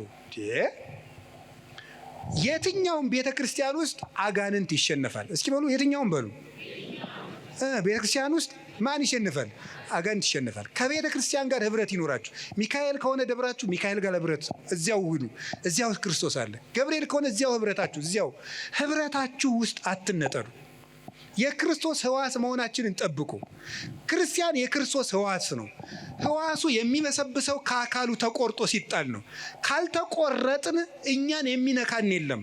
ህዋሱ ቤተ ክርስቲያን አካሉ ናት። ክርስቶስ ራስ ነው። እኛ ደግሞ እች ጣት ናት። እችን ጣት ምስጥ የሚበላት ተቆርጣ ስትወድቅ ነው። ከአካሏ ጋር ከኖረች የሚነካት የለም። ቤተ ክርስቲያን የክርስቶስ አካል ናት። ከቤተ ክርስቲያን ጋር ህብረት ካለን ዲያብሎስ እኛን መንጠቅ አይችልም። እግዚአብሔር ከሁላችን ጋር ይሁን። የመጨረሻው አምስተኛው እግዚአብሔር ለምን ሰይጣን እንዲፈትነን ይፈቅድለታል? አምስተኛው ከፈተናው ስለምናተርፍ ነው። እስኪ በሉ ድገሙ። ስለምናተርፍ ወይም ደግሞ ምን ስለምናገኝበት ይመስላችኋል? ጸጋ ስለምናገኝበት ማለት ነው። ጸጋ ስለምናገኝበት አንድ ሁለት ነገሮችን ልጠቁምና ልጨርስ እዚሁ ሀሳብ ላይ። ለምሳሌ እግዚአብሔር ዲያብሎስ ኢዮብን ልፈትነው ሲለው ምን አደረጉ? ፈቀደለት? ከለከሉ? በል ንገሩ እንጂ። ፈቀደለት። ምኑን ፈተነው? ገንዘቡን ጨረሰበት። ከዛ ቀጥሎ ምኑን ጨረሰበት? ልጆቹን ጨረሰበት። ከዛ ቀጥሎ ምኑን? አካሉን። ሶስቱንም ነው ያጣ። ገንዘቡንም አጣ። ሰው እኮ ገንዘብ ቢያጣ ልጆቹ ሰርተው ይሰጡታል። ልጅ ቢያጣ ራሱ ሰርቶ ይበላል። ኢዮብ ሶስቱንም ነው ያጣ። ልጅም አጣ፣ ገንዘብም አጣ፣ ገንዘብ የሚያመጣ ልጅም አጣ፣ ሰርቶ የሚኖርበት ጉልበትም አጣ። ሶስቱንም አጣ። ዲያብሎስ ያን ሁሉ ሲነሳው እግዚአብሔር ዝም አለ። መጨረሻ ላይ ግን ከ7 ዓመት ፈተና በኋላ እግዚአብሔር እጥፍ ልጅ፣ እጥፍ ከብት፣ እድሜም ጨምሮ ሰጠው ይላል። ማር ይስሐቅ ምን ይላል? እስመ እግዚአብሔር ሎቱ ስብሐት በእንተ ብዝኃ ጸጋሁ ያበዋ ለነፍስ ውስተ ኩሉ ጻዕረ ምንዳቤ። እግዚአብሔር ክብር ምስጋና ይግባውና ለነፍስ ስለሚሰጣት ብዙ ጸጋ ሲባል ሰውነትን ወደ ብዙ መከራ እንዲገባ ያደርጋል ይላል። እንድናተርፍበት ነው። ጸጋ እንድናተርፍ ነው። የመጀመሪያው ነፍሳችን እናተርፋታለን። ስጋችን እናተርፋለን። ምናልባት ከፈተና እንግዲህ እግዚአብሔር መሸለመኝ እንዳትሉ፣ ሽልማቱ ወይ ጊዜ ያለው ካልተሸለማችሁበት ደግሞ በነፍስ ሸልሟቸዋል ማለት ነው። ይህን ነው መረዳት የሚገባው። ቅዱስ ጳውሎስ ታሞ ነበረ። ታሞ እግዚአብሔር አድነኝ አስተብቋይ ክወለ ጊዜ የስልሰ ጌታዬን 3 ጊዜ ፈውሰኝ አልኩት አለ። ከፍተኛ ራስ ምታትና ውጋት ነበረበት። ሌት እንኳን እየሰፋ ቀን ሙሉ የሚያስተምረው ቅዱስ ጳውሎስ ምንድነው ያለው መሰላችሁ? ጌታ የፈውሰኝ አለው። ምንድነው ያለው? ፈውሰኝ ሲለው ጌታ ምንድነው ያለው? ያክለከ ጸጋዬ ይበቃሃል አለው። ምን ይበቃሃል ነው ያለው? ጸጋዬ ይበቃሃል። የሰጠው ጸጋ ብዙ ነው አለው። ይሄንን ወስዶ ቅዱስ ባስልዮስ ዘቂሳርያ ምን አለ? ድዊው ጳውሎስ ድውያንን ይፈውሳል ይላል። ምኑ ጳውሎስ? ድዊው ጳውሎስ ህመም አለው። ግን የቅዱስ ጳውሎስ ራሱን ማዳን ሳይችል ይታመማል። ግን የጨርቁ ጫፍ ተቆርጦ ሲሄድ ሞት ይፈራዋል። የቅዱስ ጳውሎስን ልብሱን እኮ ሞት ይፈራዋል። ከጨርቁ ጫፍ ተቆርጦ ሄዶ ከሞተ ሰው ላይ ሲጣል ሙት ይቀሰቀስ ነበረ። ሞትን የሚሽር ስልጣን ያገኘው ታሞ ነው። መታመም ጸጋ ያሰጣል። ስለዚህ እግዚአብሔር ለምንድን ነው ሁሉ መከራ የሚያደርገው ሲባል እንድናተርፍበት ነው። እንድናተርፍ ስለሚፈልግ እግዚአብሔር ሰይጣን ሲፈትነን ዝም ይለዋል። ባኮቴት በምስጋና በትዕግስት ከተቀበልነው ሁሉም ነገር ለትርፍ ነው። መንግሥተ ሰማያትን እናተርፍበታለን፣ ደስታን እናተርፍበታለን። ኦርቶዶክሳዊነት ማለት መከራ ውስጥ ገብቶ ደስታን ማግኘት ነው። ክርስቲያን ሆናችሁ ደስታን ማንም እንዳይነጥቃችሁ የምትፈልጉ ከሆነ ሁልጊዜ ስታዝኑ ነው የምትኖሩት። ክርስቲያንነት ማለት ዓለም የማይደሰትበትን ነገር መርጦ የማይነጥፍ ደስታ ውስጥ መግባት ነው። ያ የማይነጥፍ ደስታ ክርስቶስ ነው። እንዲህ አላቸው ሐዋርያትን፣ ወለፍስሐክሙ ያልወ ዘይሃይደክሙ፣ ደስታችሁን የሚወስድባችሁ የለም አላቸው። ደስታችሁን የሚወስድባችሁ የለም አላቸው። ከዛ ዓይናቸው እንደሆነ አውጥተዋቸዋል፣ እጃቸውን ቆርጠዋቸዋል፣ ገርፈዋቸዋል፣ ከምኩራብ አውጥተዋቸዋል፣ የፈላ እሳት ውስጥ ጥለዋቸዋል፣ ወርውረዋቸዋል፣ ደብድበዋቸዋል፣ ከበሬ ጅራት ቋጥረው ጎትተዋቸዋል። እንደዚያ ከሆነ ደስታችሁን የሚወስድባችሁ የለም የሚላቸው ለምንድን ነው? ደስታቸው ማን ስለነበረ ነው? እኔን የሚወስድባችሁ የለም ነው። በልብስ ልደሰት ብትል ልብስን ወይ ሰዎች ይወስዱታል፣ ወይም የተሻለ ልብስ አሰፍተው የሚመጡ ሰዎች ያስቀኑና በአንተ ልብስ መደሰት ታቆማለህ። በጤና ብትደሰት ሲያምህ ይከፋል። በመልክ ብትደሰት ስታረጅ ይከፋል። በሚስታችሁ ብትደሰቱ ስትሞት ይከፋችኋል። በባል ብትደሰቱ ሲሞት ይከፋል። ቅዱስ ጎርጎርዮስ እንደተናገረ በሀብት ብትደሰቱ ስታጡት ትከፋላችሁ። በሹመት ብትደሰቱ ስትሻሩ ይከፋችኋል። በክርስቶስ ብትደሰቱ ግን ማንም አይወስድባችሁ። እሱን ማን ይነጥቀናል? ሁሉ ይወሰዳል። የማይወሰድ ሀብት ክርስቶስ ነው። ስለዚህ ቅዱስ ጳውሎስ ምን አለ? እላችኋለሁ በክርስቶስ ደስ ይበላችሁ አለ። እላችኋለሁ በማን ደስ ይበላችሁ አለ? ደግሜ እላችኋለሁ በክርስቶስ ደስ ይበላችሁ አለ። ሁልጊዜ በጌታ ደስ ይበላችሁ አለ። ለምንድን ነው ሁልጊዜ በጌታ ደስ ይበላችሁ? አሁን ምግብ ሁልጊዜ ማስደሰት ይችላል? እስኪ አሁን ጧት የበላነውን ምግብ ማታ እንደገናም ጧት አያስደስትም። አንድ ልብስ እኮ እንደውም ጥሩ ልብስ የሚያስደስተው አልፈን ስለምንለብሰው ነው። ሁሉ ነገር ሁልጊዜ አያስደስትም። አንድ ቀን ቢያስደስት፣ ክርስቶስ ግን ሁልጊዜ ደስታችን ነው። ይሄን ደስታ ለማግኘት የማያልቅ ደስታ ለማግኘት ጥቂት ደስታዎቻችን እንድናጣ ይፈቅዳል ክርስቶስ። የማይነጥፈው ደስታችን መድኃኔ ዓለም ነው። የልቡናችን ደስታ፣ የነፍሳችን ረሃብ፣ ጥጋባችን፣ የልቡናችን ዘውድ፣ የሰውነታችን ትምክት እርሱ ክርስቶስ ነው። ሁልጊዜ በክርስቶስ ደስ ይበላችሁ። ወስብሐት ለእግዚአብሔር።